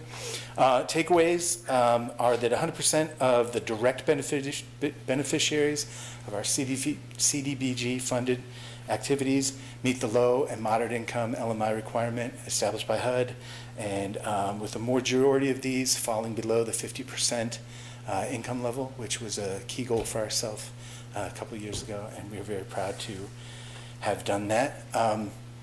I will say that if you actually go in and read the draft CAPER, and I apologize that this is hard to see in this version, we have adopted a new data reporting tool that makes it very easy for our subrecipients to report data, and meaning that we get sometimes more data. So we're still kind of teasing through what of the reported data is directly attributable to the CDBG program. So, for example, one of our subrecipients reported 172 people served. In the last couple of weeks, I've been going back to them and asking, are all of those directly related to the CDBG? And then we've had to break that down because the total project cost, and so it was more like 57 direct beneficiaries of that program. But we are well on our way to meeting the established goals that were established in our consolidated plan, and our housing activities under the home program are also developing apace, and they touch on a lot of the activities that are issues that were brought up here earlier today. And with that, I will make myself available for any questions. Thank you. Any questions before we open up the public hearing down here? Okay, so I now officially open up the public hearing for this project. Anyone would like to speak on it? I will now close the public hearing, and this is the first of two hearings, and so we'll come back to, what did we decide on something like this, a consent agenda, or just to, we can put this if it's no, we can put this on a consent agenda. Thank you, Anthony. Thank you. Oh, Well, you had mentioned wanting some direction about, discussing priorities for next year. What kind of direction would be helpful? That is an excellent question. So basically, every year, part of the CAPER process has involved us putting forward kind of what is called the council priorities and objectives. But it occurred to me this year that A, we don't have to do that while we're passing the CAPER, and B, it should reflect a bigger dialogue, conversation going on. I could share with you the council priorities and objectives that we have for the current program year that's launching. They are relatively unchanged from, I think, the past 5 or 6 years. Our understanding of what our community needs has grown. Within the scope of the HUD activities that we're allowed to do, where we'd like to prioritize. so, Michael, you just want to know the best way for us to get input to him? What are you looking for? Yeah, I mean, and if council feels they're not in a place to discuss tonight, that's fine, but, it sounds like there could be some value of, and I would just say briefly, very broad, and I think it's priority in part reflected, but just what investments, given the limited money, will maximize impact, particularly investments that could result in permanently affordable housing. I think there's maybe high impact opportunities with the community land trust model to prioritize as part of it. But that's it. Okay. Thank you, sir. Thank you. The next item on the agenda is a resolution to identify a final preferred design alternative for the Avon Street streetscape project. Ben? Good evening. Ben Chambers, City Transportation Planning Manager. This evening I'm here to speak with you about the Avon Street multimodal improvements and ask for you to weigh in on a resolution to provide direction to VDOT, who is administering the project. First, I'm going to go through a little bit of the project background, speak to you about some of the public engagement that VDOT has done, and then provide you with VDOT's recommendations and the resolution that we'll be looking to pass this evening. So this project is on Avon Street. It is between Druid Avenue in the city and Avon Court in the county, which is also the location of our park and ride and our school bus yard. So if you're looking at our map, that's what shows is the big yellow school buses. This project's about 0.4 miles, just under half a mile long. It was submitted back in 2022, it says 2023. We were awarded funding through SmartScale in 2023 for this MPO application. We were awarded $15.8 million thereabouts for this project. It originally was something that came out of our bike and pedestrian planning back in 2015, showing that we needed to have better connections going into the county, going south. We're ultimately aiming to improve safety for pedestrians and bicyclists across the city with these sorts of projects, and making connections to our trail system, which Ravenna Trail also runs through this area. Another concern that we wanted to address with this project was some of the high travel speeds of traffic coming into our city. The traffic along Avon Street in the county is about 45 miles per hour speed limit. As you come into the city today, it is marked as 35 miles per hour. And in the past year, we have said we're looking to reduce speed limits to 25 miles per hour. So the initial design looked at having a sidewalk on both sides of Avon Street between Druid and Moores Creek, and it would have unprotected bike lanes. This design also included a retaining wall on the west side of Avon Street, and a lot of right-of-way purchases. One of the things that happened as soon as VDOT started looking at administering this project was they looked at how much it would cost. And very quickly they realized that $15.8 million with the retaining walls and the right-of-way and the pedestrian bridge at the bottom, based on VDOT standards, they weren't going to be able to do it for that price tag. So they started looking at how they could value engineer that down closer to that $15.8 million amount that we have. And the first thing they looked at was the pedestrian bridge. And they said if we build it by VDOT standards, you basically have to build a bridge that you can drive a car over. We don't necessarily need to drive a car over a bike and pedestrian bridge. So VDOT has asked that we take on ownership of the bridge so that we can use city standards and we can build that bridge more akin to what you see in one of our parks instead of something that a car or an ambulance could drive over. So that was the first big cost savings that they were looking at, but still looking at reducing some of the widths that they were looking at originally, trying to figure out how to squeeze everything in. They were only able to bring the price tag for alternative A, which is what they began calling this, down to $16 million. So there's still a difference that we would have to make up as a city if we wanted to go with alternative A. As a result of that price tag, this was during 2023, 2024, when we were looking at some other projects that VDOT was administering, including the Fontana Avenue streetscape, where we ran into a very similar issue with retaining walls, right-of-way, issues with unprotected bike lanes, and we asked VDOT to look at another alternative which would remove the unprotected bike lanes, remove the additional new sidewalk, and compress everything into a shared use path on one side of the road. We asked VDOT to look at a similar thing for this, and that's what became Alternative B. So Alternative B, instead of having a sidewalk between Druid and Moores Creek, would have the shared use path on the east side of the road. This is a little bit cheaper. It is within our price tag range. It's $13 million or thereabouts. Gives us a little bit of buffer in case we see further cost escalations as we go towards design and construction. So there are some similarities between the impacts of both projects and some differences. Both of them are looking at improvements to bike and pedestrian connections. That's ultimately the goal here. Both of them also have the impact to on-street parking that's the same. This is 33 on-street spots. Most of them are between Belmont Cottages and Druid at the top of the hill. Both of these projects also have the new pedestrian bridge over Moores Creek, so would both have that cost savings by doing it with city standards instead of VDOT standards. And we would be looking at a similar construction timeline. The construction would start September 2028, but you'd probably see a little bit of movement before then with right-of-way purchases and utility easements and some of that pre-utility work before we get into construction. Project would be finished spring of 2029.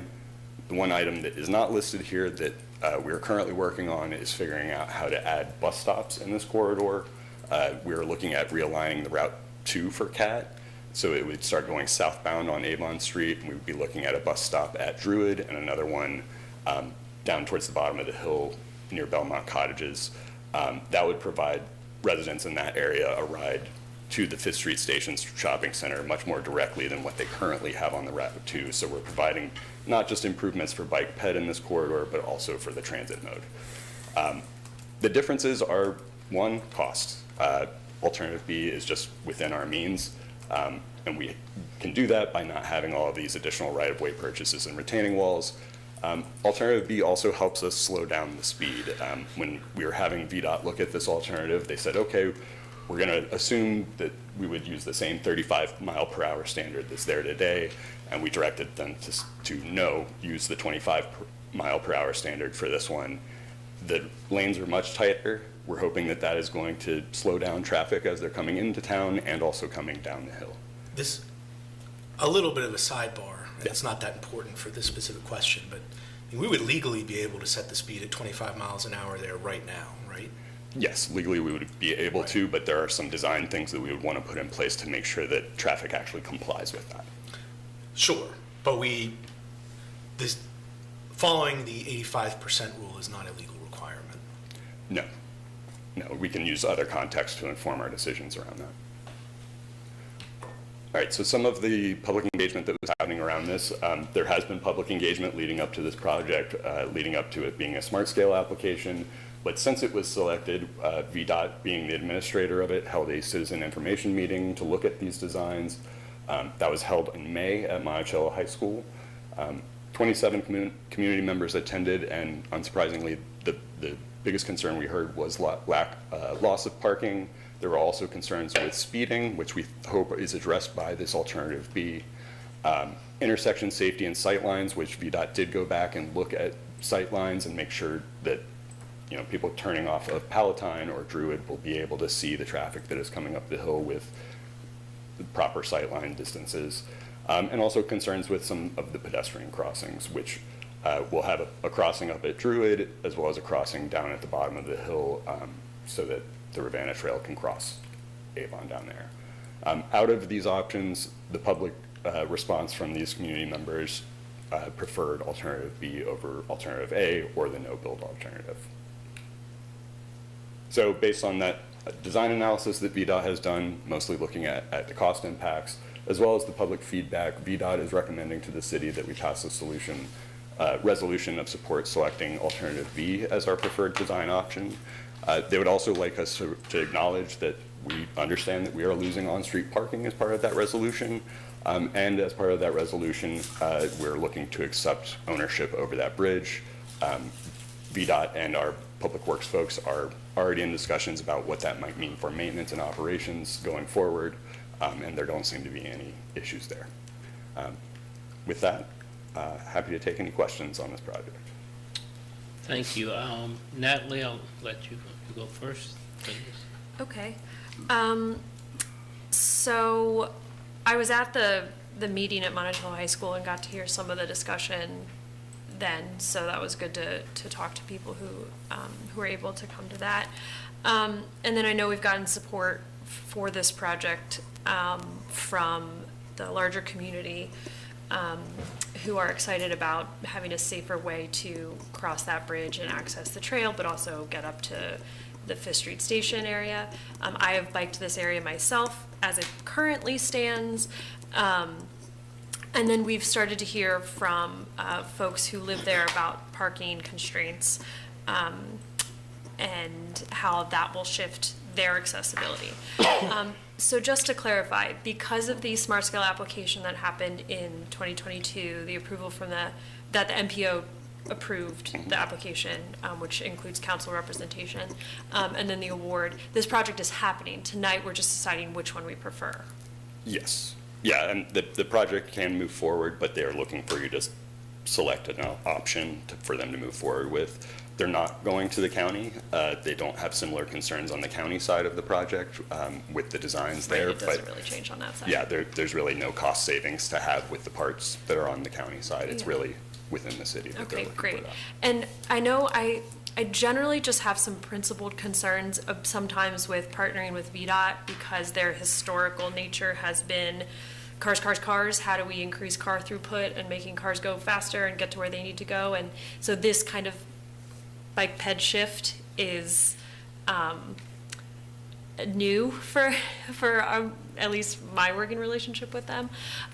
So I'm excited to see that. Are there any concerns about their recommendations so far from the city's bike ped team? I have not heard any concerns with the recommendation. I will also say working with VDOT in the past year or two has been very refreshing for the reasons you just stated. They are doing a lot more bike ped work here for us. Yeah, and I know some of us were at the walk audit workshop last year, and VDOT had a table there too, so that was great to see. So some things that we talked about at the retreat over the weekend is human-centered design, telling the story, and our direction moving forward. So with that, often when we talk about transportation and getting people around, we think in terms of cars, and a car is not a human, that is not human-centered design. So when you look at the essential nature of getting people around, especially in a city which is land constrained, cars are not the best solution, and they're simply not scalable. If everybody had 4 cars in every household, we'd have more car storage and not housing, not people storage, not parks.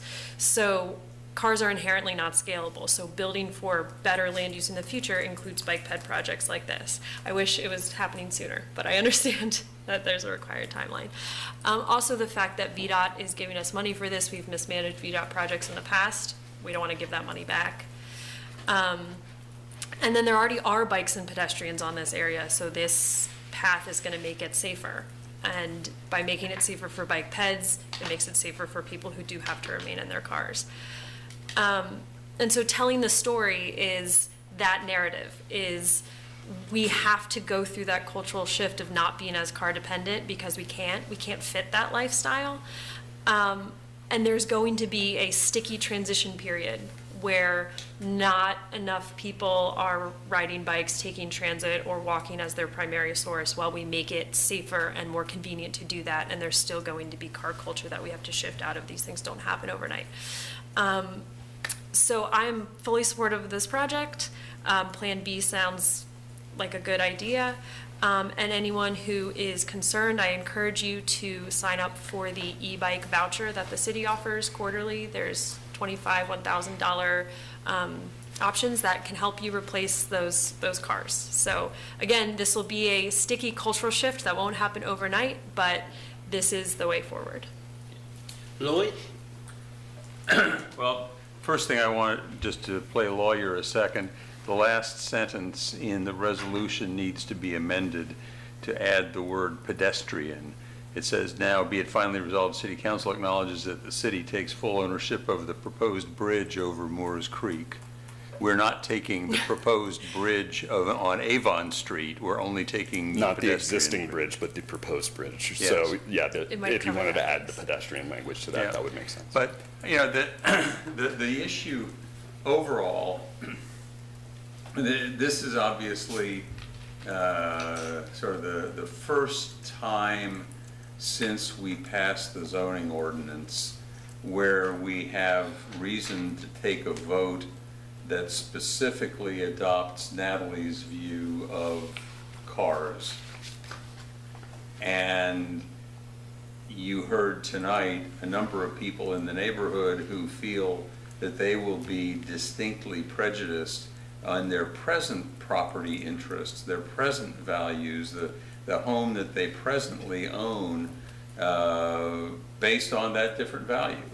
And you know, it's something that I suppose, you know, one might say, well, somebody has to be first. Sorry, folks, but that's a tough thing to say to people who are likely to have very significant and not trivial changes in the way that they're going to be living.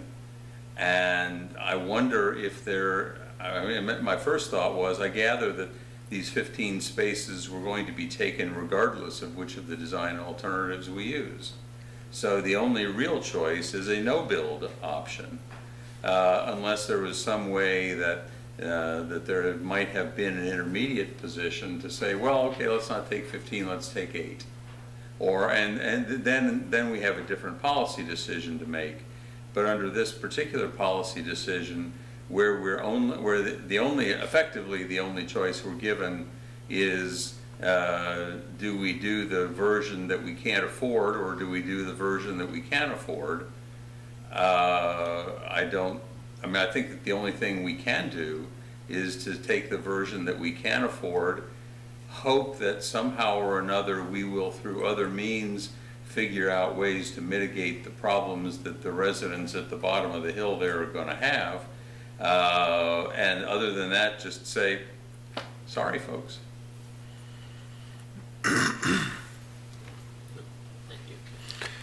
Yeah, so I think it's only fair to say that this will impact people, even if it is a cultural shifting and so forth. It is painful for the people that are involved, and I think there's nothing wrong with admitting that. This project was conceived and baked and put in the oven years ago, and so these things take a long time, and so now it's finally coming forward. I'm going to vote for this because, for no other reason, because of the procedure or the policy or the fact that, this was kicked off. I'm not going to, at this late point, diverge this project. It was clearly agreed from a policy perspective that this was something that we wanted to do in the community. It was recognized that there would be impacts to parking. At that point earlier on, if there had been some major issue with the parking, the fact that that was going to be negatively impacting people, it could have stopped then, but it didn't, and so I'm not going to stop it now. I think that option B makes more sense for the reasons that have been laid out.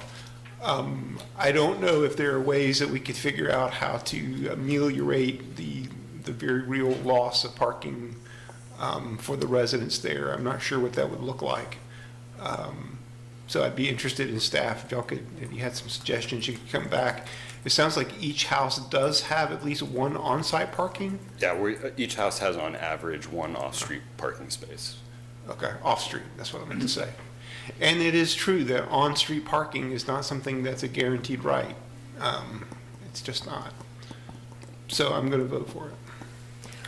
Real quick, one of the things that we talked about in 221s, which were a little funky last week because of the retreat, was there's potentially a way to add some pedestrian access points so that for, this is all potential and it would be something the city would have to do because it's not part of the scope as is, but to add some pedestrian paths through the houses that connect to streets so that if a car is parked somewhere that currently is out of the way, it'll be easier to access. So that was one of the things that we chatted about that we can look into.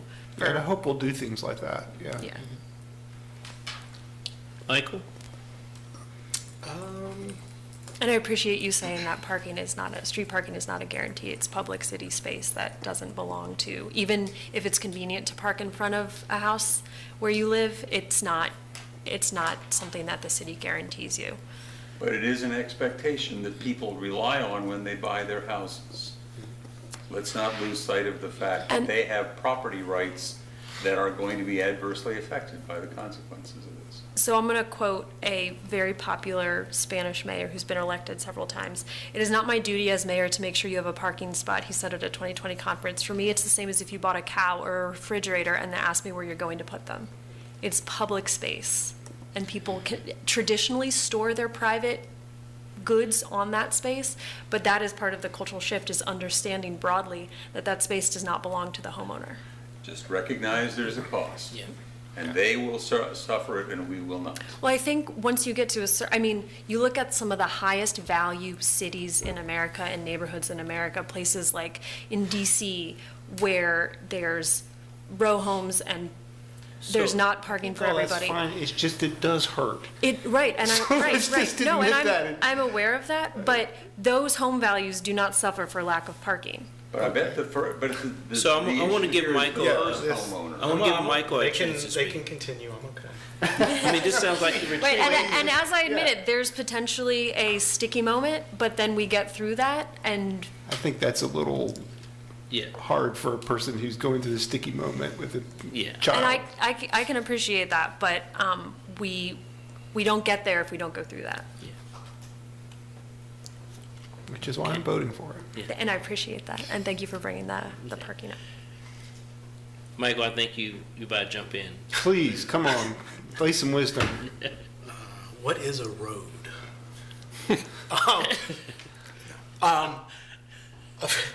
A few, just to clarify, there was the original project, now we switched to alternatives A and B. Even in the original project, the loss of parking spaces was the same, correct? I think there were some mitigation for some of the parking spaces, but not all of them. Okay. Do you remember like ballpark, like? I'd have to take another look at it, but it was closer towards the end of the bottom of the hill is where some of those spaces were. But it was not very many. It was not the majority of the spaces that were being taken away. But largely, it was pretty, at least 80-90% similar, maybe. Yeah. In terms of the loss of spaces.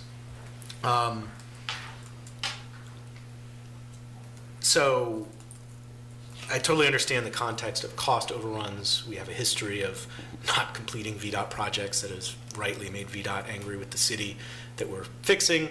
I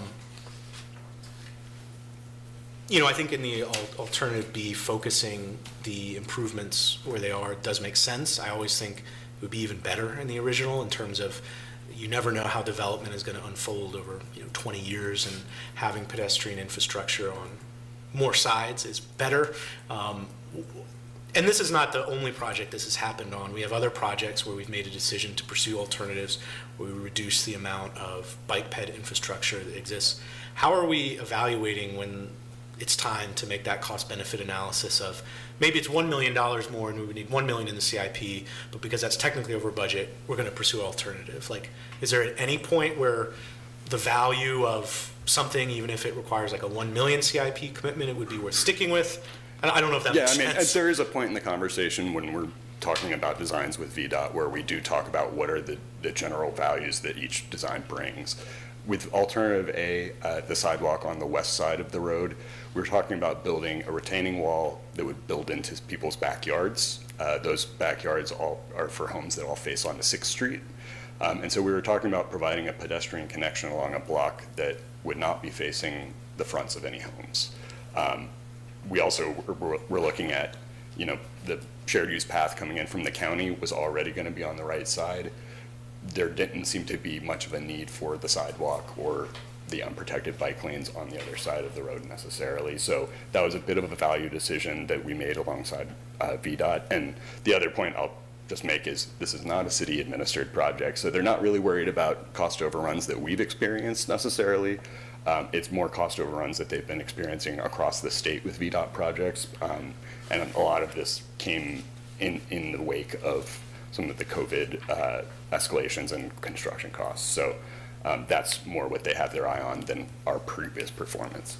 Right. No, and I totally get it. It's just obviously that's conditions right now. What do conditions look like 20 years from now? Right. And I don't think this is I think some of our Emmett Preston projects had the biggest negative impact in reduction. It may have been necessary anyway, but. Well, and we may be able to rely on development to provide some of those bike and pedestrian facilities for us based on zoning code, so. Sure. And, this is I guess, more philosophical conversation people have been having. Even if a culture shift should happen or is going to happen, going back to that framework of doing things with the community rather than to builds a lot more buy-in and trust, and I think a lot of conflicts can be resolved if that's the approach. As others have mentioned, look, the reality, there's a habitat project here. There are people who drive for the foreseeable future, and certainly the next few years. They're probably going to continue to drive. People with kids, may make that choice. People who are older with disabilities or health issues may make that choice. And there's some people who may feel the infrastructure right now isn't good enough for me to choose not driving, the majority of the time or all the time.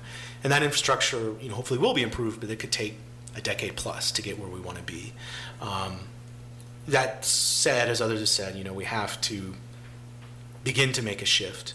But I think it is fair to acknowledge there's an impact on people and figure out how do we work with people, not at or to people, to resolve conflicts. And people may not get whatever, their ideal outcome at the end of the day. But all of that to say, it would not resolve, I think, all the concerns by any means.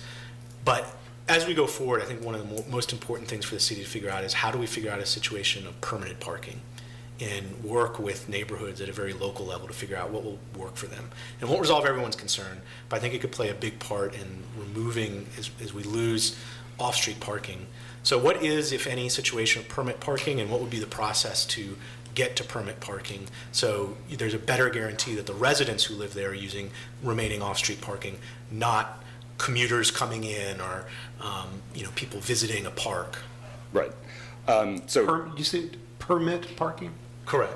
Yeah, we do currently have a permit parking system. Public Works manages that for us, and it is a relationship with the residents of we're not trying to do this to you, but with you, and make sure that we're making informed decisions. This area of Belmont does not currently have permit parking.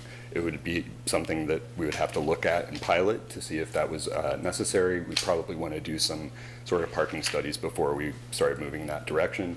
The other thing I will mention is Mr. Sanders mentioned earlier that we are looking at building out a comprehensive transportation plan. Part of that plan would have to address what are we doing with parking, since that's one element that constantly comes up as part of these transportation discussions. Right. And I certainly don't know all the data to say where, if any place permit parking would help or make sense in this area, but I do strongly believe more areas are going to need to have permit parking, and will play an important role, and I think reaching a balance of addressing genuine concerns people have while also moving forward with losing more off-street parking to build bike ped infrastructure. So I would just offer that, and I don't think it will resolve everyone's concerns, but I think it could really help, because I think if you can guarantee that commuters and people connected, may not be as relevant here, but people connected to UVA or people coming to visit an amenity are not taking up neighborhood spaces, I think a lot of people's concerns would actually be addressed in practice. That's all I would say. I mean, I do support the project. I think it's relevant that not just alternative A or B, but the original, very similar amounts of off-street parking are lost. And I also say, I'm glad to see the speed limit will be changed to 25 miles an hour.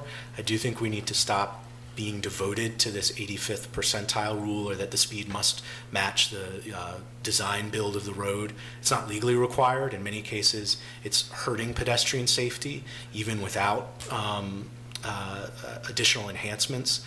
Some cases that, it'll be road specific, but I hope we are able to not be resistant to moving beyond the 85th percentile standard. I want to just respond to something that Michael said about permit parking. Currently, it costs less than 7 cents a day to have a permit parking spot in the city of Charlottesville, which significantly undervalues that square of land. You can't rent anything else for 7 cents a day in this city. So as we think about permit parking moving forward, we also want to think about the value of that space and the charges that we require for those spots. I also realized I didn't give credit for my quote. That was Mayor Miguel Fernandez Lores of Pontevedra. Thanks. I just had a couple of comments. One, Ben, for 20 years I was in your position as the county transportation planner, and actually lived by the 85% rule in the county. We used it. I used it a lot, and these are just some difficult decisions. I know that when we met individually about this, we talked about the loss of spaces and, potentially providing some access to it. I'm going to support this project. It's my hope that in the future that we will have the, that robust transit system that we talked about during the retreat, that having a car where, I met ironically with one of my mentees who's a third-year student at the University of Chicago, and And he said, you know, for him, it's a deficit to have a car there, but, you know, I know it's a big city. But I thought it was ironic that we had the lady from Chicago who mentioned that, but it's a big city. But he definitely is not going to take his back. Do we have a motion to, So I would move that we adopt the attached resolution identifying alternative B as City Council's preferred alternative to the Avon Street Streetscape Project, approve the loss of the on-street parking spaces in the project area, and accept the ownership of the proposed pedestrian bridge. Second.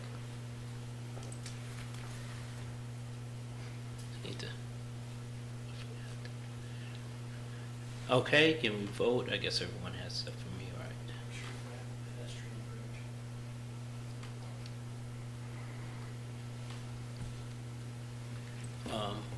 Did you change that, do we have to change that language to pedestrian? No, he mentioned it. He did. I'm just saying, Oh, okay. for him to make sure he puts in pedestrian. Okay. All right, thank you. All right, thank you. So thank you, sir, Mr. Woods. Yes. Okay, so thank you for coming, sir. The next item on the agenda is a resolution authorizing revenue sharing bond financing on behalf of the Alumni Association of the University of Virginia. Chris? Good evening, Council. Chris Engel, Director of Economic Development, here tonight wearing my hat as the Secretary of the Economic Development Authority, from which this item emanates, and I'm pleased to not be talking to you about parking, so I'll talk about something else at the moment. In any case, the Economic Development Authority received an application from the Alumni Association of the University of Virginia, which owns a facility on Emmett Street, to have industrial revenue bond or tax-exempt financing facilitated through the authority. Economic development authorities, like housing authorities, are enabled through the state code to basically confer tax-exempt financing on entities that qualify for tax-exempt status through the federal tax code, and the Alumni Association in its current status does qualify. In any case, they made an application for the EDA to consider and submitted all the proper paperwork. The EDA is required to hold a public hearing on behalf of the community.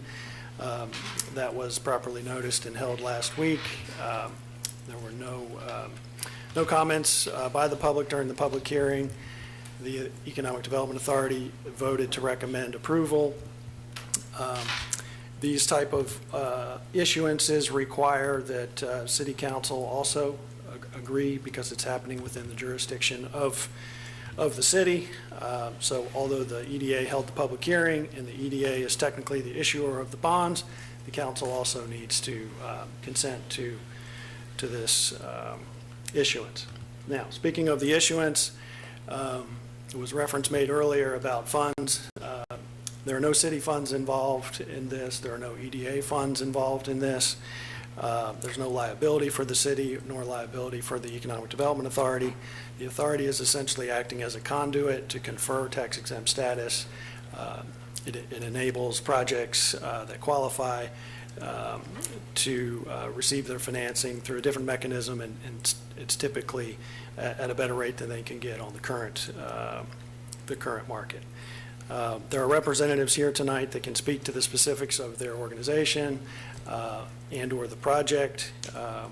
It is a demolition and rebuild of the current Alumni Hall on Emmett Street. Mr. Engel, is this essentially the same thing, the same type of arrangement that was worked out with STAB not long ago? Yes, it is. So the EDA over the years has done probably 30 to 40 of these. St. Anne's Belfield did have an issuance, actually a reissuance, maybe 2 years ago, if you remember. It's no different in kind from what we approved then? Correct. It's the same exact concept, yes.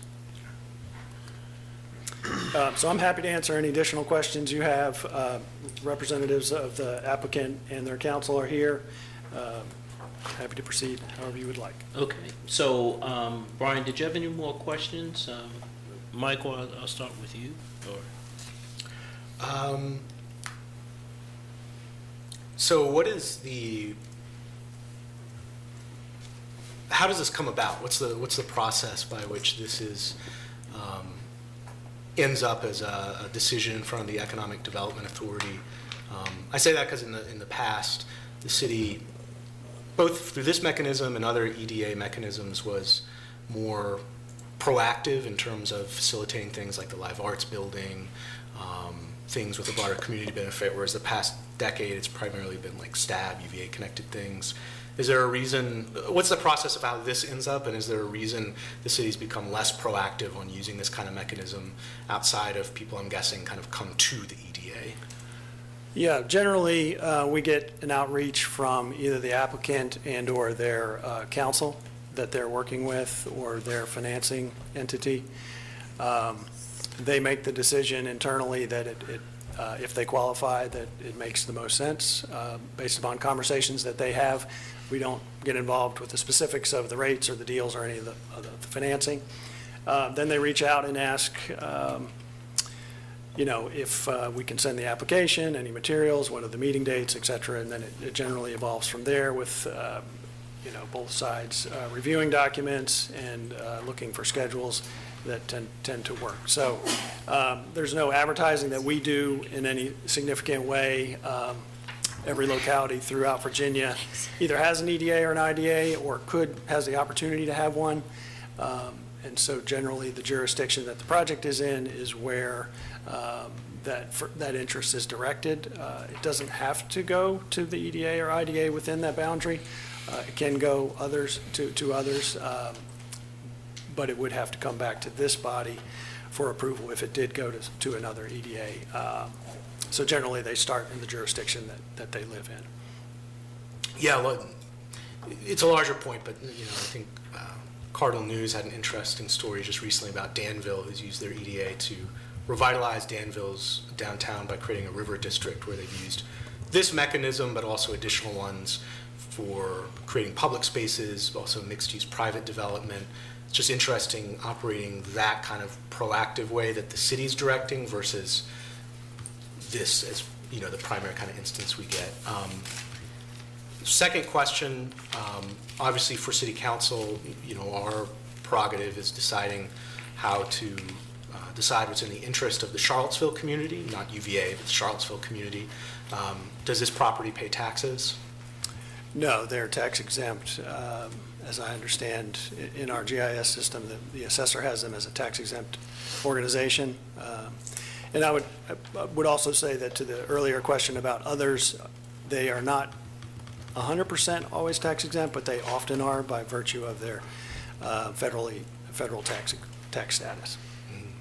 Yeah, and I know in GIS, the property is listed as tax exempt as well. So what's the argument of how this would trickle down to benefit the Charlottesville community? I'd be happy to have them speak to it. I can summarize. They have employees, about 60 employees. They have a $6 million payroll. Obviously, some of that benefits either directly residents of the city and or the surrounding area. They host events that are open to the public, as I understand it. One of my children went to prom there a few years ago, so I can attest to at least that one in particular. I've been to events there that were unrelated to the university and or being an alumni. So they do host things. It is an event space. Our community is somewhat connected to tourism and hospitality. You heard earlier tonight from our Visitors Bureau. So it's a place that kind of furthers that piece of the economy, if you will. And just Plus, it's going to be a $60 million renovation that happens on that site with all the construction. Yeah, of course, you have the construction activity during that period. No one else is planning to buy it and spend $60 million that I'm aware of. So that would be a quick snapshot. The applicant may have more color to add to that if you'd like. Did you want more information on the public use? I mean, I can speak to nonprofits having fundraisers there, just countless for me over the last 30 years, but, No problems, sorry. I don't have further questions. Yeah, okay. Natalie? Hello. Yeah, I have a couple questions. These might be more for the group, but we'll see. Does the Alumni Hall charge a facility fee? For rentals, for event rentals? If you could speak the mic for the people at home, thank you.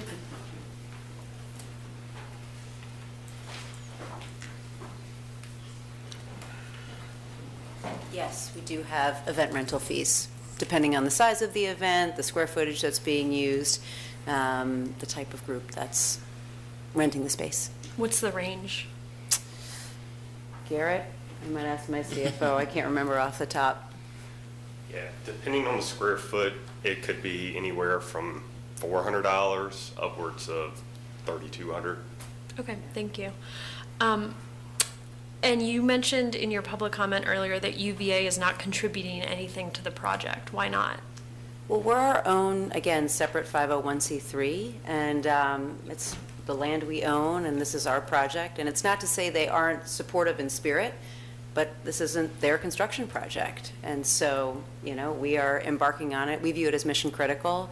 I mentioned that the current building we're in, which I am delighted to hear many people have been to events at, is failing. I mean, it's housed the Alumni Association since 1936, and if you look closely enough, it's really starting to fall apart. So it's not meeting our needs, it's not meeting the needs of those who use the space. And so we view it as mission critical. The university has many priorities, as you can imagine, and many capital projects. And so I can understand that, you know, they want to put their funds elsewhere, but of course, you know, have supported us and are willing to promote it. But ultimately, we are the ones responsible for paying for it. What kind of request process do they have you go through? You mean in terms of asking for funding? Mm-hmm. We didn't ask for funding. We wanted to build this, and, you know, we've asked for them to be supportive in terms of advertising it. But we had originally, early days, thought about ways in which the university could rent space from us if they needed it, because as you can imagine, we're so close to grounds. We're in a prime location, but that didn't materialize. So we've never formally requested financial help. We just have wanted to honestly have their partnership in terms of promoting it and using it for their activities and renting it ultimately for activities too. and Okay, events. so they've not offered to contribute, but you also haven't asked them to, just to clarify. Yeah, I mean, we always ask for support. We want the university to be supportive. There is a body within the university, it's run also by alumni, that gave us a matching fund. But again, that's its own entity, so no, we never formally submitted to like the COO or anything for financial help. Okay, and then, so this is through the EDA, but then we still have to approve it. Just for procedural clarity, what would happen if we did say no? Couldn't happen. I think that's accurate. The project would stop, there's no alternate. Well, the bond financing wouldn't Yeah, happen. that piece The of it. project would Right, likely. the project would then be, right, so that's what would happen. Well- What would your next planning process look like? Yeah, so we would probably go to the Virginia Small Business Financing Authority to try to get tax exempt financing through them, which then would be approved by the governor's office. If that did not materialize, then we would go back to our Truist partners and we would have to pay a higher cost of capital, or either take funds directly from what we have in reserves. Yeah. And I would just add that financing is a critical piece of this project and enabling it, so it would have significant implications for us. And again, we hope this is a really net positive, not just for us, but for the community and for all of those who are impacted by the work we do. Okay, thank you. Lloyd, do you have any comments? Comments, the first comment is, if we look at the enabling legislation, the city ordinance, the criteria to be considered in this is section 2-391, priority of facilities to be financed. In determining whether a particular facility or project should be financed by the authority, both the authority and the city council shall give priority to those facilities which, 1, are proposed to be located within an area designated as an urban renewal project by the Charlottesville Redevelopment and Housing Authority. That doesn't apply. 2, are in harmony with and further the fulfillment of the duly adopted comprehensive plan of the city or the Central Business District Master Development Plan, such plans may from time to time be amended by City Council. Here, this is an already existing use which we've adapted around it. So I think we would have to say that to continue in the use would comply with the comprehensive plan. But more to the point, I'll move on and I'll come back to that one. 3 are likely to produce the greatest increases in revenue from property sales, license, and other taxes to the city. 4 are most likely to produce expanded employment opportunities for the citizens of the city and surrounding jurisdictions, and which 5 will be least likely to produce pollution or adverse environmental consequences. I don't see that as being an issue. And our least 6 are least likely to necessitate the expenditures of additional public funds for the provision of essential or customary public services. And I don't see that that's really an issue one way or the other. The overall point that I guess I would make is that for better or for worse, the University of Virginia is where it is, and the Alumni Association building is where it is. And when literally thousands of people come back to Charlottesville for alumni reunions, it has a very large financial impact on the city of Charlottesville. It produces a lot of tax revenue, some meals tax revenue. People who go up to the corner for meals or stay in hotels or whatever around here. The reunions that they used to, I remember 20, 30 years ago, reunions were almost accidents.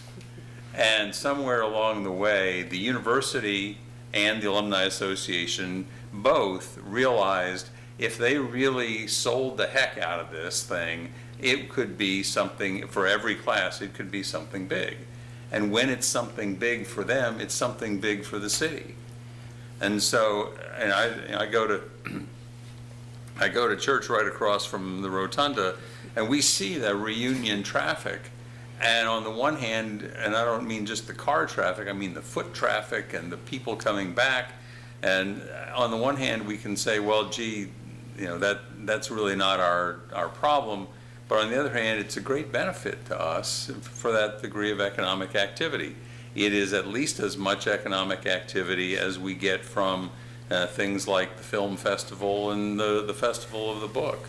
So in terms of the comprehensive plan of the city, one of the bits of that comprehensive plan is a recognition that the area around the university is going to interface with, interact with the people who come back to the university, and that because we have located these other services, particularly the commercial services on the corner and Barracks Road Shopping Center and so on, and we get a lot of revenue from all of that. So it is very definitely in the city's best interests to have the Alumni Association doing a bang-up job.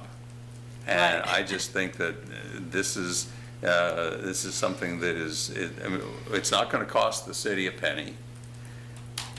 We will be contributing financially every bit as much as the University of Virginia will be contributing financially. I mean, let's not fuss at the university for not making a financial contribution. They're contributing as much as we would be. We would all be benefiting by the economic activity that comes from a healthy and vibrant alumni association and alumni hall. I would also add that I know that a number of meetings have been held at Alumni Hall and neighborhood association meetings and things like that are to a certain extent a public service. If one assumes that the alternative is that maybe this building falls apart and nobody can do anything, I think that's an alternative I know you all would not tolerate. But if we're thinking about, is this a facility that we want to encourage the renovation of, the answer to me seems absolutely clear. Yes, we do. Any other discussion? If not, can I get a motion, please? I would move approval. You can second, and then I'll just make a comment. Okay, second? Second. And then further discussion? Yeah, I hear everyone's arguments. What I'm going to say is something I've said before, but obviously, UVA, the broader UVA community, at this point, avoid paying over $20 million annually in taxes. despite having an endowment of around $10 billion, an annual operating budget of over $2 billion. With the acquisition of the Federal Executive Institute, they imposed a cost of tens of millions of dollars on the city in order to accomplish full school modernization, and also took that property off the tax rolls, even if the city hadn't have gotten it. UVA continues to buy property in the Fitheville neighborhood. We have no answers in terms of how UVA reached a decision of forcing Jim Ryan to resign and what their relationship with the current federal administration is. UVA has an immense negative impact on the Charlottesville community in some areas. It prevents us from being able to afford our school needs, transportation needs, affordable housing needs. It plays a huge role in accelerating housing prices, especially when they continue to expand things like the Biomedical Institute, which will have a gentrification pressure. And when UVA comes to us, the expectation is when it's a transportation project they care about or a project the UVA community cares about, we'll work with them.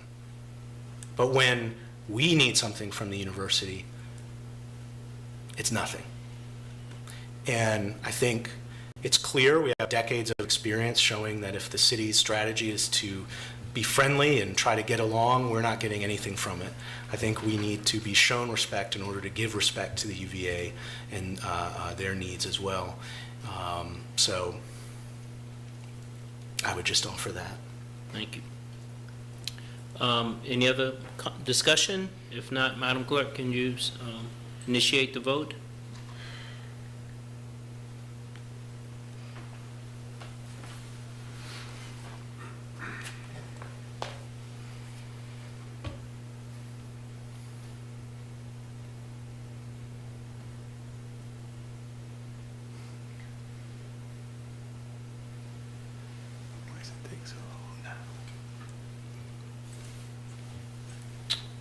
Let's see, the results are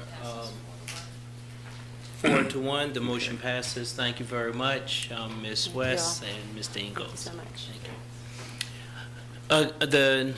We are now at the part of the agenda for the second public comment. Sorry, Mayor. Just, the written report from the Land Use and Environmental Planning Committee. We're just commenting on that. I think it's timely that this follows that action item. This is the only body for planning between UVA and Charlottesville, and this body is not open to the public. It is not open to the media. And in the report, there are no meeting minutes. There is no information about what was discussed or decided, and all that is linked are to presentations, most of which were presentations already given at other meetings. So essentially, no actual coordination is happening. Would anyone like to speak from the public? Yes, sir. Mr. Woods.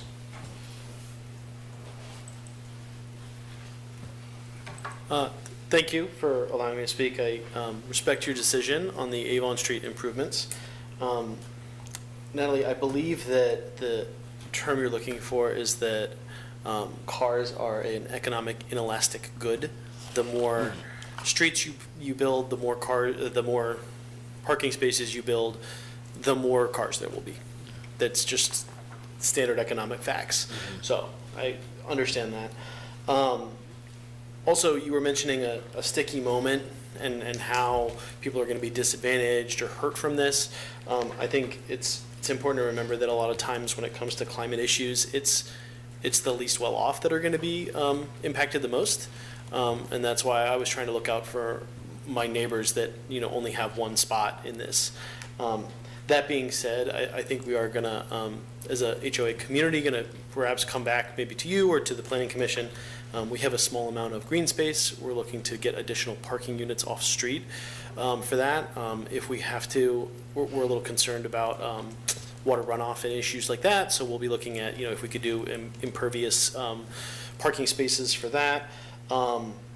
There are some potential parking alternatives across the street. There's a section of land where a bus stop could be. There also could be a couple of parking spots. I believe right now it's owned by the trailer park that's behind, but it's funky that they've cordoned that off. So they have a fence and they've left a section of it on Avon Street. I don't know if you've seen that or been aware. With this project, I'm curious if there's any plans to bury the utility lines that go along Avon Street. Specifically because if you look at the VDOT plans, there is a small amount of green space between the road and the pedestrian path. I'd love to see some trees there, if nothing else. With overhead lines, it's tough to put trees in. So curious about that, and I don't know if there'd be someone, maybe Ben or someone else to coordinate with. Lastly, going down to 25 miles an hour I think would be great, but I think that it would be really beneficial to have some coordination with Albemarle County. Because if you drop from 45 miles an hour to 25 miles an hour, just like that, it's an immediate speed trap. Actually, Scottsville has one where you're coming from the south into Scottsville, you go over the river, and it jumps from 45 down to 25, and I've actually gotten a ticket there. So I'd love to see some coordination, or if I could work with someone to maybe talk with Albemarle County, maybe up by the light where you turn into Wegmans to drop to 35, so that it drops from 45 to 35 to 25, rather than a large drop. So look forward to working with you and hopefully improving this corridor even more. So I really appreciate it. Thank you, Mr. Wood. Sam, can you have Ben follow up with him about the James has got it. James, about the. I was just taking the note. Yeah, thank you. Thank you. Would anyone else like to speak from the public on this, or anything actually? If not, can I get a motion to adjourn, please? So moved. All in favor, please, say, we're voting, so. Thank you all very much. Have a nice evening.